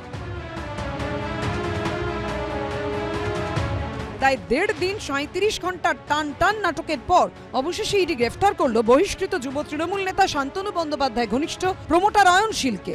সূত্রের দাবি, শুক্রবার রাতে সিজিও কমপ্লেক্স থেকে ফোন যায় অয়নের কাছে। শনিবার তাকে চুচুড়ার ফ্ল্যাটে আসতে বলা হয়। শনিবার দুপুর 2:30 নাগাদ চুচুড়ার ফ্ল্যাটে আসেন অয়ন। শুরু হয় জিজ্ঞাসাবাদ। সূত্রের দাবি, প্রথমে নিয়োগ দুর্নীতির বিষয়ে কিছুই জানেন না বলে দাবি করেন অয়ন। চুচুড়ার ফ্ল্যাটে যখন অয়নকে জিজ্ঞাসাবাদ করা হচ্ছে, তখন শনিবার দুপুর 3টে নাগাদ হঠাৎই অয়নের এফডি ব্লকের অফিসে পৌঁছে যান ইডির তদন্তকারী অফিসার। ইডির অফিসাররা এফডি ব্লকের অফিসে গেছেন জানার পরেই তদন্তে অসহযোগিতা শুরু করে অয়নশীল। এরপরই চিরুনি তল্লাশি শুরু হয় অয়নের অফিসে। এর মধ্যেই চুচুড়ার ফ্ল্যাট থেকে বেশ কিছু জমি বা সম্পত্তির নথি পান তদন্তকারীরা। অয়ন দাবি করেন, যেহেতু তিনি রিয়েল এস্টেটের ব্যবসার সঙ্গে যুক্ত, এগুলো তারই নথি। এতে সন্দেহ বাড়ে ইডির অফিসারদের। এরই মধ্যে এফডি ব্লকের অফিসে দেখা যায় 7টি কম্পিউটার আছে যেগুলো খোলা যাচ্ছে না। পাসওয়ার্ড জানতে চাইলে অয়ন বলেন মনে নেই। তখনই সিদ্ধান্ত হয় অয়নকে এফডি ব্লকের অফিসে আনা হবে। রাত 11:30 নাগাদ অয়নকে সল্টলেকে নিয়ে আসা হয়। সূত্রের দাবি, এই অফিসের একটি ড্রয়ার থেকে উদ্ধার হয় ওএমআর শিট। এই বিষয়ে অয়নের কাছে জানতে চাইলে তিনি বলেন এগুলো তার নয়, এই বিষয়ে তিনি কিছুই জানেন না। তদন্তকারীরা তার কাছ থেকে জানতে চান অফিস তার, কিন্তু তিনি ওএমআর শিটগুলোর বিষয়ে জানেন না, সেটা কিভাবে সম্ভব? গত 3 থেকে 4 বছরে তার অ্যাকাউন্টে 50 কোটি টাকা কেন লেনদেন হয়েছে? কেন তার অ্যাকাউন্ট থেকে লেনদেন হয়েছে বেনামি অ্যাকাউন্টে? এই টাকাগুলো কোথায় গেল? কি কারণে এই টাকাগুলো অয়নকে দেয়া হয়েছিল? এই সব প্রশ্নের কোনো সদুত্তর দিতে পারেননি অয়নশীল। সরকারের একটা সময় সিদ্ধান্ত ছিল যে শিক্ষাকে সার্বজনীন করে দেওয়া। মমতা বন্দ্যোপাধ্যায় এসে সেই মানে মোটোটাকে অন্যভাবে নিয়েছেন। উনি পরীক্ষাকেই সার্বজনীন করে দিয়েছেন, ওএমআর শিটকে সার্বজনীন করে দিয়েছেন। এরপরই সল্টলেকের এফডি ব্লকে অয়নশীলের অফিস থেকে বেশ কিছু পুরসভা নিয়োগ সংক্রান্ত নথি পাওয়া যায়। সেগুলো তার নয় বলে দাবি করেন অয়ন। টাকা যা পেয়েছেন তা সিনেমা এবং প্রমোটিংয়ে খাটিয়েছেন বলে দাবি করেন তিনি। এরপরই অয়নকে দিয়ে কম্পিউটারগুলো খোলানো হয়। এরপরই বিস্ফোরক তথ্য হাতে আসে ইডির অফিসারদের, যার থেকে তদন্তকারীরা কার্যত নিশ্চিত হন যে নিয়োগ দুর্নীতির টাকায় প্রমোটিং এবং সিনেমায় বিনিয়োগ হয়েছে। আমি বা আমাদের দল কোনো অন্যায়কারীকে কোনোভাবে ডিফেন্ড করছে না, কিন্তু সেন্ট্রাল এজেন্সি পক্ষপাতদুষ্ট কাজ করছে। শুভেন্দু এফআইআর নেম নারদা, সারদায় অভিযুক্ত অ্যারেস্ট করছে না বিজেপিতে। দিলীপ ঘোষ শিক্ষা নিয়োগের কিংপিং এর বাড়িতে তার রয়েছে দলিল, তাকে অ্যারেস্ট করছে না। আর এখানে কারুর বাড়িতে গিয়ে এই ধরনের একটা গল্প ফেঁদে বসছে। এরপরই দিল্লির আধিকারিকদের সবুজ সংকেতে গ্রেফতার করা হয় অয়নশীলকে। আবির দত্ত, সুকান্ত মুখোপাধ্যায় ও আশাবুল হোসেনের রিপোর্ট, এবিপি আনন্দ। সব্যসাচী, এর আগে আমরা কি শুনেছি যে শান্তনু ব্যানার্জির দুটো মোবাইল নাকি গোল্ড মাইন, সোনার খনি, কোর্টে দাঁড়িয়ে ইডি সাবমিট করেছে। শান্তনু নিজেও অন ক্যামেরা যখন তাকে বের করে আনা হচ্ছে সে বলছে সব সত্যি ফোন থেকে বেরিয়ে আসবে। আজকে কোর্টে দাঁড়িয়ে ইডির আইনজীবী বলছেন যে অয়নশীলের হোয়াটসঅ্যাপ চ্যাট শকিং, স্বয়ং বিচারকও কেঁপে উঠবেন। আমি বলছি যে মোবাইল চ্যাট বা হোয়াটসঅ্যাপ চ্যাট সেটা আদালতে আইনত ঠিক কতটা মান্যতা আছে, কি হতে পারে? এটা তদন্তের স্বার্থে তো খুব জরুরি, কারণ এইখানে কে কার সাথে যোগাযোগ রাখছেন, কার সাথে কি ডিল হচ্ছে, কোন ডকুমেন্টস কে কাকে পাঠাচ্ছেন। এখন এই মোবাইল খুব গুরুত্বপূর্ণ ডিভাইস এক্ষেত্রে, এবং বেশিরভাগ ক্ষেত্রেই দেখা যায় যে এই যে ডকুমেন্টসগুলোর কথা, পিডিএফ করে ডকুমেন্ট পাঠানোর কথা, আপনি যদি পরপর এই আত্মহত্যার ঘটনাগুলোই যদি দেখেন, দেখবেন প্রত্যেকটা জায়গায় বলছে ডকুমেন্ট পিডিএফ করে পাঠাতে হবে। এবং সামাও আমরা যদি কোনো ডকুমেন্ট পাঠাই মোবাইলের মাধ্যমে, আর ডকুমেন্ট বলতে কোনটা আসল ডকুমেন্ট কোনটা নকল ডকুমেন্ট এটা বোঝার আগেই আমাদের কাছে একটা ভ্যালিডেশন দেয় হচ্ছে ডকুমেন্টের উপর কিছু পৌরসভা বা অন্য কিছু লেখা আছে কিনা। সেই ডকুমেন্টটা যখন কেউ পেয়ে যায় একটা স্যাটিসফ্যাকশন কাজ করে। তা নানা রকমভাবে হয়তো এটা ক্যান্ডিডেটদের সাথে যোগাযোগ রাখতেও ব্যবহার হতে পারে, যেটা সম্ভাবনা কম, কিন্তু এই উচ্চ স্তরে যেটা হতে পারে সেটা হচ্ছে নিজেদের মধ্যে যোগাযোগ রাখা, কোন সময় কি চ্যাট করছেন, কে কোন কাজটি করবেন। এবং এই জায়গাটাতে তো আমার যেটা খুব গুরুত্বপূর্ণ একটা অবজারভেশন আছে এই জায়গায়, যে এই অয়নশীলকে কেন চুজ করা হলো। একটা তো উনি এক্সপার্ট একটা এজেন্সি, মানে উনি ওই ডিজিটাইজেশনের কাজটা করবেন, মানে আমি বলছি সোজা কথা, রক্ষকই ভক্ষক, যিনি ওএমআর শিট সাপ্লাই করবেন, যিনি পরীক্ষা কন্ডাক্ট করবেন, তিনি চুরিটা করছেন অভিযোগ সত্যি হলে। এবং দুই, জলের মতো দেখবেন যে প্রত্যেকটা যদি আপনি পরীক্ষার এই যে একটা মোডাস অপারেন্ডি দেখেন, দেখবেন ওএমআর শিটের দুর্নীতিটা কেন করা হয়েছে, যাতে ওইটা না বোঝা যায় যে দুর্নীতিটা হয়েছে, দুর্নীতিটা চাপা দেবার জন্য। মানে আমি যা গন্ডগোল করবো ওএমআর শিটে, সো দ্যাট কেউ ওটা খুঁজে পাবে না, তদন্ত করে যাতে ধরা না যায়। কারণ তার কাস্টোডিয়ান আমি বলছি শৈলদা এইখানে আসবো। আজকে ইডি পরিষ্কার বলেছে যে কুন্তল ঘোষ এবং অন্যান্য এজেন্টরা থ্রু পার্থ চট্টোপাধ্যায় এবং অয়নশীলের মধ্যে সেতুবন্ধনের কাজ করেছে, ব্রিজের কাজ করেছে কুন্তল ঘোষ, এবং যাবতীয় ক্লু পাওয়া যাচ্ছে শান্তনু ব্যানার্জির দুটো আইফোন থেকে। শোনো সুমন, তুমি যেটা ওকে জিজ্ঞেস করলে যে এটার কি ভ্যালু আছে, এটা ভ্যালু তো সেন্ট্রাল ফরেন্সিক সায়েন্স ল্যাবরেটরিতে যাবে, ওখানে ওদের এক্সপার্টস ওপিনিয়ন আসবে, ওদের সুপ্রিম কোর্ট ক্যানট চ্যালেঞ্জ দেয়, সেটাই তো ফাইনাল হয়ে যাবে একদম 1 নম্বর। আর 2 নম্বর দুই শৈল আমি যোগ করি, সেটা হচ্ছে গোল্ড মাইন। আমি জানি না এর জন্য সোনার দাম বেড়েছে কিনা, জোকস অ্যাপার্ট। ইডি বলছে 10% ওই মোবাইলের সবে আমরা বের করতে পেরেছি, যা আছে তাতেই আমরা শিউরে উঠছি, বাকি 90% বেরোলে কি হবে? সেটাই তো আমি বললাম সেটাই তো আমি বললাম গ্লেসিয়ার, ওগুলো সব রিট্রিভ করবে এক এক করে, এবং সেই টাকা ট্রানজ্যাকশন কোন কোন অতি প্রভাবশালী লোকের কাছে গেছে সেটা দ্যাট উইল অলসো রিভিল, সেটা তাতেও রিভিল করবে, কিন্তু সেটাও রিভিল করবে, যার জন্য ও বারবার বলছে এটা খনি, এটা গোল্ড মানে মানে সোনার খনি বলছে। আমি তো সোনার খনি না, সোনা গয়না মণি মুক্ত সবকিছুর খনি ওটা। হ্যাঁ আমি বলছি সোনার, আমি যাচ্ছি আমার এদিকে আসতেই হবে। আমি একটাই বলছি যে সোনার খনি হতে পারে, এলডোরারও হতে পারে, কিন্তু এই রকম অনেক লম্বা চওড়া কথা নারদা এবং সারদার ক্ষেত্রে আমরা শুনেছি। তারপর আমি জানি না হঠাৎ সোনার খনি থেকে সেই সব মোবাইল থেকে সুইগি আর জোম্যাটোর অর্ডার বেরোলো কিনা আমি জানি না, কিন্তু তারপরে আর কিছু সামনে আসেনি। হ্যাঁ একটু আগে হোয়াটসঅ্যাপ চ্যাটের কথা বলছিলেন, নিশ্চয়ই 2021 সালের আগে নির্বাচনী প্রচারে গিয়ে মুখ্যমন্ত্রী প্রকাশ্যে বললেন যে বন দপ্তরে দুর্নীতি হয়েছে, আমার কাছে সব প্রমাণ আছে, আমি তদন্ত করব। তারপরেই রাজীব ব্যানার্জি বললেন যে আমার কাছে এই ফোন থেকে কার কার কাছ থেকে রিকোয়েস্ট এসেছিল, কোথা থেকে এসেছিল, সব আমার কাছে আছে। সেই রাজীব ব্যানার্জি এখন তৃণমূল দলে, মুখ্যমন্ত্রীও তৃণমূল দলে, তদন্ত কমিটি কোথায় গেল? আর আমি দেবাংশুর কাছে আজ বন সহায়ক পদের দুর্নীতি অন ক্যামেরা বলেছিলেন, অনেকের গুলো জমে আছে। প্রথমে প্রণয়দাকে দিয়ে শুরু করি। রাজীব ব্যানার্জি অভিযোগটা করার পরেও প্রায় 6-7 মাস বিজেপিতে ছিলেন, তো বিজেপিকে দিয়ে এগুলো পাবলিশ করাতে পারেননি কেন? না না, তারপরে বুঝে গেছে তো এখানে কিছু লাভ হবে না। ঠিক দেবাংশু বলার সময় মাঝখানে ঢুকবেন না। আমি বলছি রাজীব ব্যানার্জি তারপর 6 মাস বিজেপিতে ছিলেন, তো যেমন প্রেস কনফারেন্স করে প্রণয় দ্বারা নারদার ভিডিওতে শুভেন্দু অধিকারীকে দেখিয়েছিলেন, ওরকমই একটা প্রেস কনফারেন্স করে প্রজেক্টরের মাধ্যমে রাজীব ব্যানার্জির ফোনে কি এসেছে ওটা রাজীব ব্যানার্জিকে দিয়ে দেখাতে পারতেন। কিন্তু তারপরে 2 বছর তো তৃণমূল, এখনো অবধি তৃণমূল স্বমহিমায় ক্ষমতায়, তৃণমূল তদন্ত করলো না কেন? রাজীব ব্যানার্জি তৃণমূলে চলে গেছে বলে সরকারি লেভেলে খোঁজ খবর চলতেই পারে, সে ব্যাপারে সবসময় ডিসক্লোজ গভর্নমেন্ট করবে, এটার কোনো মানে আছে? কিন্তু তদন্তের নির্দেশ পাবলিকলি বলেছিলেন, তদন্তের নির্দেশ দেব। প্রথম কথা হচ্ছে আমি এই ব্যাপারটা আজকে আলোচনার বিষয় না, এটাতে বেশি সময় ওয়েস্ট করতে চাই না, উনি বললেন না থাকাই ভালো, আমি বলছি না আমাদের কোনো অসুবিধা নেই, এটা আপনাদের অ্যাজাম্পশন, আমাদের বক্তব্যের জায়গাটা হচ্ছে দুটো। আমি এটা এক লাইনে যা শেষ করে বলি যে উনি এখন মন্ত্রী নন, যে সময় মন্ত্রী ছিলেন সেই সময়কার নিয়ে বক্তব্য, এবং পরবর্তীকালে গভর্নমেন্টের মতো খোঁজ খবর করবে। ওনারা শুভেন্দু অধিকারী নিয়ে তার স্ট্যান্ড, বিশ্বজিৎ কুণ্ডুদের নিয়ে স্ট্যান্ড জানান, আমরা ওটা ক্লিয়ার করি। রাজীব ব্যানার্জিকে নিয়ে স্ট্যান্ড জানান না আপনারা। এবার শুনুন আসল কথাটি বলতে পারি, এইখানে আমাদের ইয়ে হলো বলে পার্থ চট্টোপাধ্যায় জুলাইতে অ্যারেস্ট হলেন। তার আগে ঠিক গত বছর এই টাইমে আপনার প্যানেলে ডেইলি ডিসকাশন হচ্ছিল একটা ইস্যু নিয়ে, তার নাম বকটুই। আজকে মার্চ মাসে এই ঘটনা ঘটে, এই তো আগামীকাল সম্ভবত 1 বছর পূর্ণ হবে এই বকটুই নিয়ে আলোচনা। আজকে প্রায় 1 বছর হয়ে গেল বকটুই নিয়ে বাংলার মানুষ প্রচুর ডিসকাশন শুনেছে। বকটুইয়ের মূল অভিযুক্ত লালন শেখকে সিবিআই হেফাজতে মারা গেল। তদন্তের অগ্রগতির আমাকে একটা পয়েন্ট বলুন। আলোচনা যখন চলছে প্রভাবশালী, এই মাথা আসবে ওই মাথা আসবে, মাথার মধ্যে মাথার তালু কিচ্ছু আমরা তিহার জেলে চলে গেছে, মাথা তিহার জেলে চলে গেছে। কোন ইস্যুতে গেছে? কোন ইস্যুতে গেছে? 2 নম্বর কথা যে সুমন আমি বলছি হাসখালি ইস্যু নিয়েও সিবিআই এর কাছে পরবর্তীকালে না পরের ইস্যু তো পরে। আমি একটা জায়গায় একমত যে বকটুইয়ে মানে আমি বলছি গণহত্যা খুব সচেতনভাবে প্রথম দিন থেকে এই শব্দ আমরা ব্যবহার করেছি, তার কারণ মহিলা এবং শিশু সহ 9 জন 10 জন মানুষকে, পরবর্তীকালে আরও একজন, প্রায় 10 জন মানুষকে জ্যান্ত পুড়িয়ে মারা হয়েছিল। তার তদন্ত এই মুহূর্তে কোথায়? আমরা প্রত্যেকে, শুধু স্টুডিওয় নয়, যারা দেখছেন প্রত্যেকে জানতে চান। এজেন্সির তার জবাব দেওয়ার দায় আছে, অবশ্যই আছে। আত্মহত্যার কথা সব্যসাচী বলছিল, চাকরি দেওয়ার নাম করে শান্তনু ঘনিষ্ঠ অয়নশীলের হয়ে টাকা তুলেছিলেন এক ভদ্রলোক। অভিযোগ যে আত্মহননের পথ বেছে নিতে হয়েছে। ভয়ঙ্কর ঘটনা।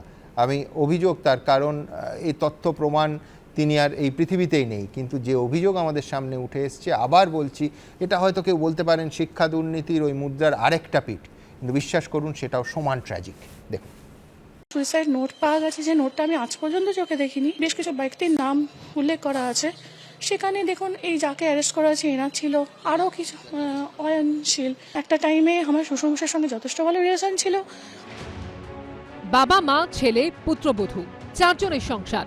পুত্রবধূ তখন অন্তঃসত্ত্বা, বাইরে থেকে দেখলে এক সুখী পরিবার। 2018 অক্টোবর ব্যান্ডেলের কাছে দেবানন্দপুরে এই পরিবারের ওপর নেমে আসে ভয়ঙ্কর বিপর্যয়। বাড়ির কর্তা শ্রীকুমার চট্টোপাধ্যায় ও ছেলে রূপকুমার চট্টোপাধ্যায় বিষ খেয়ে আত্মঘাতী হন বলে অভিযোগ। আর এই 2 অস্বাভাবিক মৃত্যুর নেপথ্যে উঠে আসছে নিয়োগ দুর্নীতিকাণ্ডে ধৃত প্রমোটার অয়নশীলের নাম। সূত্রের খবর, শ্রীকুমার চট্টোপাধ্যায় নিজে সরকারি কর্মচারী ছিলেন, এলাকায় তৃণমূল নেতা বলে পরিচয় ছিল তার। এই পরিবারের অত্যন্ত ঘনিষ্ঠ ছিলেন অয়নশীল। সূত্রের দাবি, বিভিন্ন সময় বিভিন্ন লোকের কাছ থেকে চাকরি দেওয়ার নাম করে টাকা তুলতেন শ্রীকুমার, সেই টাকা পৌঁছে দিতেন অয়নের কাছে। সূত্রের খবর, এভাবে প্রায় 2 কোটি টাকা তুলে অয়নশীলকে দিয়েছিলেন শ্রীকুমার। শুধু তাই নয়, ক্যান্ডিডেটদের অরিজিনাল ডকুমেন্টও দিয়েছিলেন। কিন্তু অভিযোগ, কেউ চাকরি তো পাননি, উপরন্তু নথিপত্র সব গায়েব হয়ে গেছিল। 9 লাখ টাকা আপনি দিয়ে দিলেন, কি করে দিলেন? জমি টমি বেচলেন নাকি? না, ওটা আমার ছিল, আমি প্রাইভেট ফার্মে কাজ করতাম তো, ওটা রিটায়ার হয়ে গেছিলাম, ওই সব পয়সা নিয়ে এলআইসি ছিল, এই সব তুলে সব দিয়ে দিয়েছিলাম। আপনারা ফেরত চাইছেন? না, আমাদের মামা চলে যাওয়ার পর আর কিছু পাই। আপনি ডুপ্লিকেট বার করে নিয়েছেন? কি দিয়েছিলেন জমা? Admit marksheet. মানে কোন নিজের মার্কশিট? মার্কশিট বলতে গ্র্যাজুয়েশন মাধ্যমিকের ছিল। অনেকেই এরকম জমা দিয়েছিল। স্থানীয় সূত্রে দাবি, টাকা দিয়েও চাকরি না পাওয়ায় চট্টোপাধ্যায় বাড়িতে এসে অপমান করেছে তো চাকরি প্রার্থীরা। মৃতের পুত্রবধূর দাবি, এই অপমান সহ্য করতে না পেরেই ছেলেকে বিষ খাইয়ে নিজেকে শেষ করে দেন শ্রীকুমার। পুলিশ আমাকে এরকমই ধরনের কথা বলেছিল যে প্রথমে ছেলেকে বিষ খাওয়ান। আফটার সুইসাইড আমি এটা জানতে পারি যে শ্বশুরমশাই বিভিন্ন মানুষের কাছ থেকে টাকা পয়সা নিয়েছিলেন এবং সেটা নাকি অয়নবাবুকে দিয়েছিলেন এই কারণে যে অয়নবাবু বলেছিলেন চাকরি করে দেবেন, প্রাইমারি টিচার্সের যে চাকরি সেটা উনি করে দেবেন বলেছিলেন। তো সেখানে অনেকজনেরই নাম ছিল, মানে অ্যাবভ 50, এবং কত টাকা ডেফিনেট তুলেছেন আমার সেটা জানা নেই। এই ঘটনার পর ব্যান্ডেল পুলিশ ফাঁড়িতে অভিযোগ দায়ের করেন মৃত শ্রীকুমারের পুত্রবধূ, কিন্তু তার ভিত্তিতে কেউ আজ অব্দি গ্রেফতার হয়নি। অর্ণব মুখোপাধ্যায় ও সৌরভ বন্দ্যোপাধ্যায়ের রিপোর্ট, এবিপি আনন্দ। সব্যসাচী, ইডির এই 8 পাতা সাবমিশনের আগে এখনো পর্যন্ত ধারণাটা ছিল, পারসেপশন ছিল যে 2014 আগে কিন্তু নিয়োগ দুর্নীতি হয়নি, 14 অনওয়ার্ডস এই ভয়ঙ্কর মাকড়সার জালের মতো ব্যাপারটা ছড়িয়ে পড়ে। ইডি দাবি করছে, সত্যি মিথ্যে জানি না, ইডিকে কোর্টে প্রমাণ করতে হবে যে 2012 থেকে 12 টেট থেকে টাকা তোলা শুরু এবং গোটা রাজ্য জুড়ে একাধিক এজেন্ট নেমে পড়ে যে তারা এই চাকরি বিক্রি, পয়সা নিয়ে চাকরি, এর জন্য একেবারে প্রফেশনালি কাজ শুরু করে। এটা তো বারবার বলা হচ্ছে, 12 নিয়ে এত কথা আমরা বলি, দেবাংশুরা এত কথা বলছে। তৃণমূলের একজন এমএলএ, আপনাদের এখানে মনে আছে, অন ক্যামেরা দেখিয়েছিলেন, তিনি বলেছিলেন 12 প্রাইমারি টেট পূর্ব মেদিনীপুর জেলায়, সেখানে কিভাবে অ্যাপয়েন্টমেন্ট হয়েছে শিউলি সাহা সম্ভবত, এবং তার আক্রমণের তীর ছিল বর্তমান বিরোধী দল নেতার বিরুদ্ধে, এবং কিছুদিন আগে আপনারাও চালিয়ে দেখতে পারেন। কিন্তু আমি একটা বলো, এই যে প্রতিবেদনটা আমরা দেখালাম, এই যদি পুলিশ সিরিয়াসলি তদন্ত করতো তাহলে এতদিন অপেক্ষা করতে হতো না, এবং হয়তো আজকে ইডি বা সিবিআই ঢোকার জায়গাই পেত না। করবে না, কারণ এটাই হচ্ছে এই যে কথাটা বলেছে না, যে সরকারি ওই যে উচ্চপদস্থ আমলা, পুলিশ প্রশাসন, তাকে ব্যবহার করে এই কার্যসিদ্ধিগুলো করা। পুলিশ প্রশাসনের কথা হলো, সলিল, আমি বলছি একটা স্টেপ গেলেই তো অয়নশীল অবধি পৌঁছানো যেত, কেন পৌঁছানো গেল না? তুমি দয়া করে একটু খবর নাও, হ্যাঁ, কোনো specific case 306 at all start হয়েছিল কিনা। ওটা একটা আনন্যাচারাল ডেথ কেস করেছিল, লিখে রাখো। না, আমি বলছি যে আমরা পুলিশকে কেন দোষারোপ করছি? আমি ইডি সিবিআই পারফরম্যান্সটা তখন তো আসেনি। আপনি তো একটু আগে আমি বলছি আজকে পুলিশ যদি আনাট করতো, তারাও কি আপনি খুশি হতেন সুমন দা? ইডি সিবিআই এই রাজ্যে এই তদন্ত ঢোকারই সুযোগ পেত না। ধরা পড়লে অবশ্যই খুশি হতাম, আমি সেটা বলছি না। আমি বলছি যে ইডি সিবিআই এর যে ভূমিকা, সেই ভূমিকাও তো বারবার ধরে আদালতে গিয়ে ভর্তিত হচ্ছে। তাদের মানে আদৌ তদন্ত করার যোগ্যতা। আপনি কি বলছেন যে, আমি বলছি পুলিশ সিআইডি পারলো না, ইডি সিবিআই পারলো না, দুর্নীতির তদন্ত হবে না, close, case close. ED CBI সম্পর্কে যে কমেন্টস গুলো করছে এটা তো আমরা বলছি না, ফেয়ার এনাফ, এটা সুপ্রিম কোর্ট করেছে। কথাটা হচ্ছে যে দুজন মানুষ মারা গেছেন শুধু না, তাদের পরোক্ষভাবে ওই দিকে যেতে বাধ্য করে দেয়। না, আজকে অয়নশীলের পরে আমরা জানতে পেলাম এরকম কত পরিবার আছে কে জানে। আমরা এতদিন শুধু চাকরি প্রার্থীরা যে এইভাবে মারা যাচ্ছেন অতনু মিস্ত্রিদের কথা জানতাম, এখন জেনে গেলাম উল্টো দিকে। এবং এই 12 টেটের কথা যদি হয়, তৃণমূল তো ইতিমধ্যে পার্থবাবুর সাথে অনেক দূরত্ব তৈরি করে ফেলেছে, কিন্তু 12 টেট যখন হয় তখন কিন্তু শিক্ষামন্ত্রী পার্থবাবু ছিলেন না, ব্রাত্য বসু ছিলেন। পরীক্ষার দিন বলেছেন 45 লাখ পরীক্ষা দিয়েছে, যেদিন রেজাল্ট বেরোলো সেদিন বেরোলো 18 লাখে। সুকন্যা মণ্ডলের চাকরিটা ওই 2012 টেটে। আমি দুটো কথা বলবো, এক হচ্ছে মানিক ভট্টাচার্য তখন স্বপদে, এবং পাশাপাশি আমি এটাও বলবো যে ইডিকেও কিন্তু প্রমাণ করতে হবে, শুধু 8 পাতা সাবমিশন নয়, যে কথাগুলো, যে মারাত্মক অভিযোগ তারা তুলেছে তার প্রমাণ আদালতেই পেশ করতে হবে। দেবাংশু, সুমনদা, দুটো কথা। প্রথম কথা হচ্ছে 2012 সালের যে নিয়োগ নিয়ে ইডি যে কথাটা দাবি করে একাধিক জায়গায় পাতার পর পাতা আপনি যে কথাটা বলছেন সেই কথার দাবিগুলো আমি কেন তখন আগের আপনার যখন এসেছিলেন কেন আমি বকটুইয়ের উদাহরণ টানলাম যে এই ঘটনাগুলোর ক্ষেত্রে, সারদার ক্ষেত্রে, রোজভ্যালির ক্ষেত্রে ঠিক যেভাবে হাঁক পাড়া হয়েছিল এবং এই যে ডাক পাড়াগুলো, সোনার খনি, এই সেই যে ব্যবহার করা হচ্ছে ওগুলোর সঙ্গে অনেকটা এই বছরটা আমরা ছেড়ে এলাম ডিসেম্বর মাসে শুভেন্দু অধিকারীর বক্তব্যের টোনের সাথে আপনি মিল খুঁজে পাবেন, অনেকটা একই ক্যাটাগরি। আমাদের বক্তব্যের জায়গাটা হচ্ছে এর আগে কিন্তু লোকে বলে, বিশেষ করে বামপন্থীরা বলে যে কি একটা হয়েছিল নাকি ওপরে ওপরে, যার ফলে আর কি এথিক্স কমিটি বসলোই না, মাথা খুঁজে পাওয়া গেল না। আমি এটা সিস্টেমটা আপনাকে বলছি। ধরুন দুটো ব্যাপার, ধরুন একটা জায়গায় তদন্ত করা হলো, সেটা একটা পলিটিক্যাল অভিযোগ, তার সারবত্তা নেই। এবার একজন তদন্তকারী সংস্থা সে সারদাতে তদন্ত করছে, কিন্তু তাকে মাথায় ঢুকিয়ে দেওয়া হয়েছে তৃণমূলকে ধরতে হবে, তৃণমূলের কিছু পাওয়া গেল না, আলটিমেটলি কিছু পাওয়া যাবে না। কিন্তু এখানে সেটিং এর ব্যাপারটা হচ্ছে ধরুন যে আমি কাকে ধরবো কাকে ধরবো না, যাকে ধরবো না সে কি আমাকে 30% ভোট ট্রান্সফার করবে? কিন্তু আরেকটা কথা বলো, শুভেন্দু অধিকারীর এই একই মামলায়, এই শুভেন্দু অধিকারীর এই একই মামলায়, এক সেকেন্ড শুভেন্দু অধিকারীর একই মামলায় 5জন সম্ভবত 4জন বা 5জন তৃণমূলের এমপি আছে, তাদের নিয়েও টানাটানি তুমি চাইছো? মানে নারদার মামলার কথা বলছেন? হ্যাঁ, আমি তো সৌগত রায়, কাকলি ঘোষ, অপরূপা পোদ্দার, না আমরা তো বলছি সবাইকে ডেকে জিজ্ঞাসাবাদ করা হোক, কিন্তু জিজ্ঞাসাবাদ গ্রেফতার করা হোক শুভেন্দুকে। গ্রেফতারের বেলা আমরা বলছি গ্রেফতার, আপনি আমায় বলুন ববি হাকিম শুভেন্দু অধিকারীর সাথে একই সুরে বলেছেন চক্রান্ত। বাবা তোমরা সিপিএম একই সুরে বলেছেন চক্রান্ত, তোমরা দাঁড়াও ওদের বলতে দাও। দুজন বলছো সিপিএম, আরে পয়েন্ট আছে, পয়েন্ট আছে, আমি একটু বলছি মেম্বার সিপিএম সুমন দা করে জানলেন? আমি জানি, আবার ব্যক্তিগত তোমরা দুটো সব কিছু আপনি হচ্ছে আমরা বলছি প্লিজ এর থামো, সবাইকে দেখে জিজ্ঞাসাবাদ করা হবে। অর্থাৎ দেবাংশু এই দাবি তুলছে যে নারদায় যারা যারা যুক্ত আবার ডেকে জিজ্ঞাসাবাদ হোক। আমি জানি না যে গ্রেফতারের বেলা দোসরামের পর 5ই না 6ই মে যাদেরকে গ্রেফতার করা হলো তারা প্রত্যেকে তৃণমূলের মন্ত্রী, সদ্য সরকারটা জিজ্ঞাসাবাদ করার মানে বাকিদের কেন লিস্ট থেকে বাদ দিল, খুব জোর গলায় দেবাংশু এই দাবি তুললো। এখানে প্রণাদ, আমি আপনার কাছে আসবো, তার আগে পরের প্রতিবেদন দেখাবো। সেটা হচ্ছে আবার এই দুর্নীতির পিরামিডটা ঠিক কিভাবে গড়ে উঠেছিল, ইডি কি বলছে দেখুন। এ যেন কোনো রাস্তার চার মাথার মোড়। নিয়োগ দুর্নীতির তদন্তের পথে এগোতে গিয়ে কোনো রাস্তা বেঁকে যাচ্ছে পুরসভার নিয়োগে দুর্নীতির অভিযোগের দিকে, কোনো রাস্তা 2012 টেট কেলেঙ্কারির দিকে ইঙ্গিত দিচ্ছে। এই সব কিছুর সঙ্গে যোগসূত্র যাঁর, সর্বসমক্ষে তার পরিচয় প্রমোটার, বহিষ্কৃত তৃণমূল নেতা শান্তনু বন্দ্যোপাধ্যায় ঘনিষ্ঠ অয়নশীল। 2014 শিক্ষক নিয়োগে দুর্নীতির খোঁজ করতে নেমে এবার কি 2012 কেলেঙ্কারির হদিশ মিলল? ইডি সূত্রে চাঞ্চল্যকর দাবি, শান্তনু বন্দ্যোপাধ্যায় ঘনিষ্ঠ প্রমোটারের সল্টলেকের অফিসে মিলেছে 2012 সালের টেট পরীক্ষার্থীর নামের তালিকাও। সব মিলিয়ে মোট 3000 পাতার নথি উদ্ধার হয়েছে অয়নশীলের অফিস থেকে। এখানেই প্রশ্নটা জোরালো হচ্ছে, তাহলে কি 2012 টেটেও দুর্নীতি হয়েছিল? নইলে সেই নথি কেন প্রমোটারের অফিসে?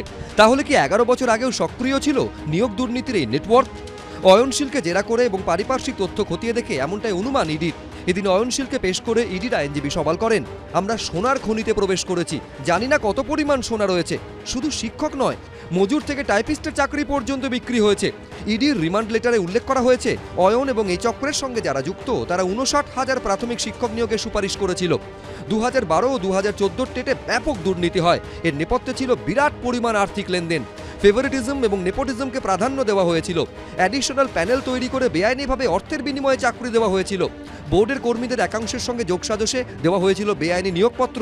যুক্ত ছিলেন সরকারি আধিকারিকরাও, প্রত্যেকেই আর্থিকভাবে লাভবান হয়েছেন।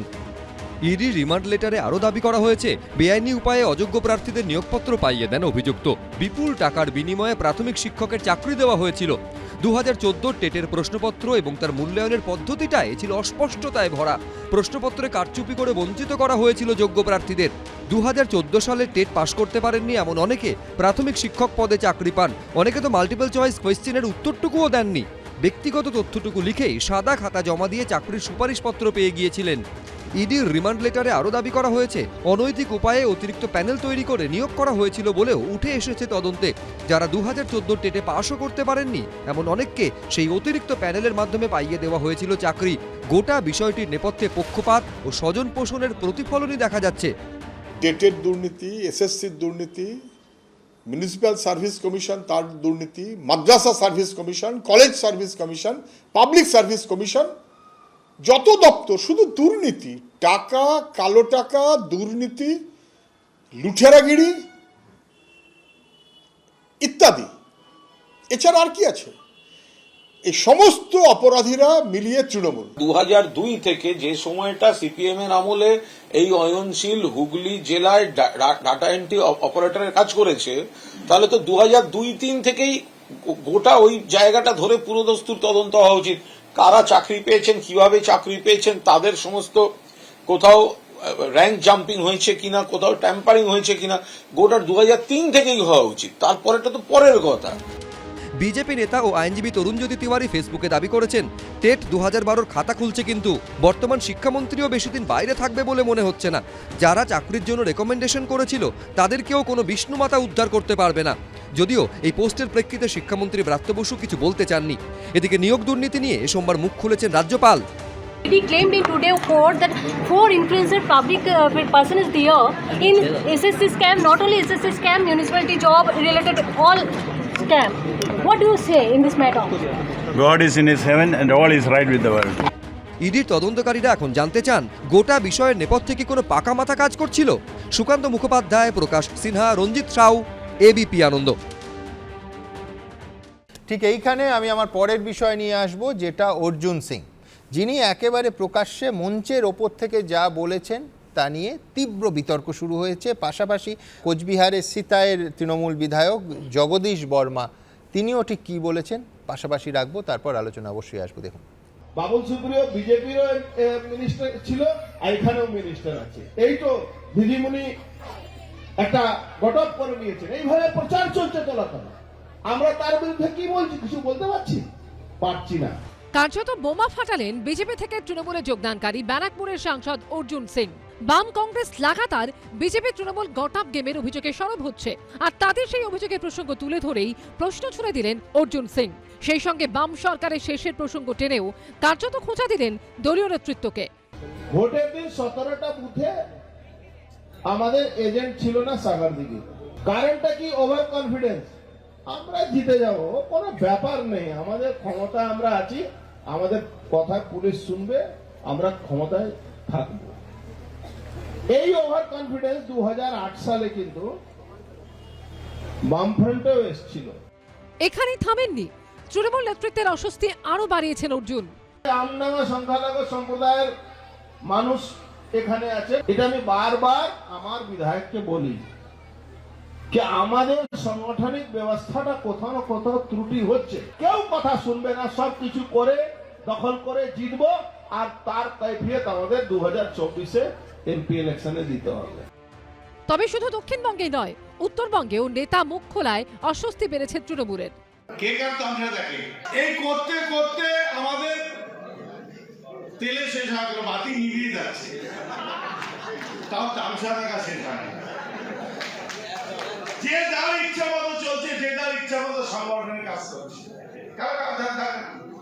এই অবস্থা যদি চলে তাহলে 2024-এ কুচবিহার জেলার রেজাল্ট যা ছিল তাই হবে।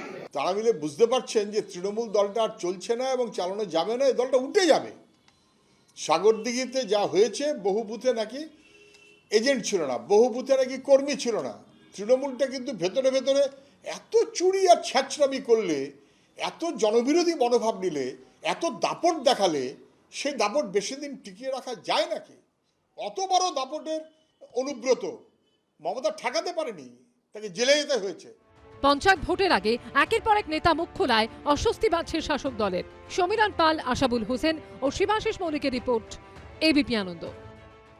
এখন দেবাংশু একে আত্মসমালোচনা বলবে, না পাওয়ার বেদনা বলবে, ক্ষোভের সুর বলবে, আয়না ধরা বলবে, কি বলবে? Choice is years. আমি অর্জুন সিং এর বক্তব্যটাকে দুটো ভাগে ভাগ করছি। আচ্ছা, প্রথম ভাগ হচ্ছে উনি যেটা কর্মীদের উদ্দেশ্যে বলেছেন। আমি তার আগে দ্বিতীয় ভাগটার কথা বলি, যেটা উনি ধরুন কিছু প্রশ্ন কর্মীদের থেকে বা সাধারণ মানুষ বা বিরোধীরা করছে, যেটা উনি বলেছেন স্পেসিফিক্যালি, যেটার উত্তর উনি দিতে পারছেন না। আজ থেকে 3 দিন আগে কালীঘাটে একটা মিটিং হয়েছে, আমি উপস্থিত ছিলাম, আমাদের অনেকে উপস্থিত ছিলেন, উনিও উপস্থিত ছিলেন। উনি সেই প্রশ্নটা সরাসরি যদি করে নিতেন ওখানে সুবিধা হতো, দেন বাইরে বলা। 2 নম্বর বক্তব্য, যে বক্তব্যটা পরবর্তীকালে আমাদের একজন বিধায়ক, মানে তোমার একটা আশঙ্কা যে উনি আবার তৃতীয় ভাগ কিছু খুলতে পারেন, যাতে তোমার তৃতীয় আর চতুর্থ ভাগ, যেগুলো প্রশ্নটা ধরুন নেতৃত্বের কাছে, উনি বিরোধীদের থেকে সেই প্রশ্নটা শুনছেন, উত্তর দিতে পারছেন না, সেটা নেতৃত্বের থেকেই জেনে নেওয়া ভালো। 2 নম্বর বক্তব্য হচ্ছে যেটা ধরুন পরবর্তীকালে আমাদের একজন বিধায়কের ক্ষেত্রে দেখা গেল, পেছনে ব্যানারটা বড় বড় করে দেখবেন কর্মী সম্মেলন। অধিকাংশ রাজনৈতিক দল এখানে যারা বসে আছে তারা এই মিটিংগুলো ইনডোর করে। আমরা বাংলার মানুষকে পরিবার মনে করি এবং এই জায়গাটা মনে করি বলে আমরা এগুলো ওপেন করি। তুমি তো ঠিকই বলছো যে ও তো অনেস্টলি, তাহলে উনি বলছেন কর্মী সম্মেলনে দাঁড়িয়ে যে এই করতে করতে আমাদের দলের বাতি নিভে যাচ্ছে। না না না, আমি বলছি শেষের যিনি বিধায়কের আপনি আমি বলছি উনি কর্মীদেরকে সাবধান করে, যে যেমন অর্জুন সিংহ সংগঠন নিয়ে বলেছেন, যেখানে সম্ভবত মিটিংটা হচ্ছে, যে সংগঠনের ক্ষেত্রে জোর দিতে হবে এবং সংগঠনের ক্ষেত্রে কোথাও যদি ভুল ত্রুটি হয় স্বাভাবিকভাবে কি তার কি ফল হতে পারে সেটা উল্লেখ করে আমাদের মা বাবারাও তো আমাদের কিভাবেই শিক্ষা দিতেন, শাসন করতেন যে এই পড়াশোনা ভালো করে কর না হলে ফেল। আমি বলছি প্রণয়দা, এটা আপনাকে মানতে হবে যে অত্যন্ত দেবাংশু যুক্তি অনুযায়ী খুব অনেস্ট স্বীকারোক্তি যে উনি এখনই বলে দিচ্ছেন যে 24-এর কোচবিহার রেজাল্ট যা ছিল, অর্থাৎ 19-এ যে ধরনের আপনারা ঝড় বইয়েছেন এবারও তাই বইবে। প্রথমত হচ্ছে বাবুল সুপ্রিয়র নাম শুনলেই আমার ওই গানের কলিটা মনে পড়ে। কালীঘাটের টালির চালা ওই চোরেদের পাঠশালা, এখন আর পাঠশালা না, এখন ইউনিভার্সিটি হয়ে গেছে। এক, দ্বিতীয় হচ্ছে যে দেখুন, প্রথম কথা তৃণমূল দলে কে কি বললো, কর্মী সমাজ কি বললো, আমাদের কিচ্ছু যায় আসে না। কিন্তু ঘটনা যেটা হচ্ছে, অনেকে বলতে শুরু করেছে যে পশ্চিমবঙ্গে আরেকটা মহারাষ্ট্র হতে চলেছে না তো, কারণ আজকে রাজ ঠাকরের কাছে তার দলের প্রতীক নেই, দলের প্রতীক চলে গেছে। এক মিনিট সরকার ফেলতে আজকে বাবুল সুপ্রিয়কে দলে কে নিয়েছে? অভিষেক ব্যানার্জি নিয়েছে, মমতা ব্যানার্জি নিয়েছে। অভিষেক ব্যানার্জি, মমতা ব্যানার্জি এই যে সিম্বলটা তাদের প্রতীক, তাদের পেটের নেওয়া। আজকে অর্জুন সিং এর মতো নেতা বলছে যে বাবুল সুপ্রিয়কে দলে নেওয়া হয়েছে, কোথাও কি আবার তৃণমূলের ভিতরে চ্যালেঞ্জ শুরু হয়ে গেল? যেটা প্রণয়দা বলছেন মিন করছেন উদ্ধব ঠাকরে। আমি 15 সেকেন্ড, উনি বাবুল সুপ্রিয়র একটা গানের কথা যখন বললেন তখন আমারও কিছু একটা কর্তব্য, আমি এটা শুনি। তৃণমূলের পঞ্চায়েতের লোক নাকি মোটরসাইকেল গাড়ি বাড়ি করে ফেলেছে। 10 সেকেন্ড। আর ভারতীয় জনতা পার্টির সভাপতির বেটা, তার 50 লক্ষ টাকা ছিল, এখন 80 কোটি হয়ে গেছে। মানে উনি জয়সার কথা বলছেন আর কি। তো উনি কালীঘাটের গানটা নিয়ে বললেন, আমি বললাম শুভেন্দু অধিকারী বক্তব্য, এইসব গান বক্তব্য শোনাতে গেলে অনেক আছে। তো আমার বক্তব্যের জায়গাটা হচ্ছে, তো অমিত শাহের ছেলের বেটার 80 গুণ বেড়ে গেছে সম্পত্তি, ওটাকে উনি বিশ্বাস করেন না? কোনটা কি শুভেন্দু অধিকারীকে বলে আছে, এটা ফাইলে আছে। এইটাই তো বলো, তার টিভিতে বসে অসাধারণ রেডিও শুনে কি নাম লাগলো তোমার?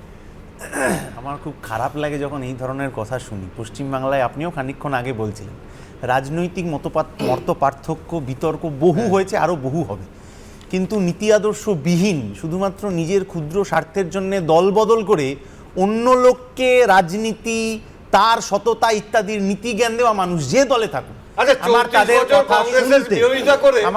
কথা শুনতে 10 বছর ধরে অন্য দলের দুর্নীতি করে নেতা আদর্শ দুর্নীতি, আর এই দুর্নীতির পাটে আজকে আপনাদের আপডেট দেব ঠিক এইখানে অনুব্রত মণ্ডল, তার কন্যা আজকে হাজিরার দিন ছিল, তিনি আসেননি, এড়িয়েছেন হাজিরা।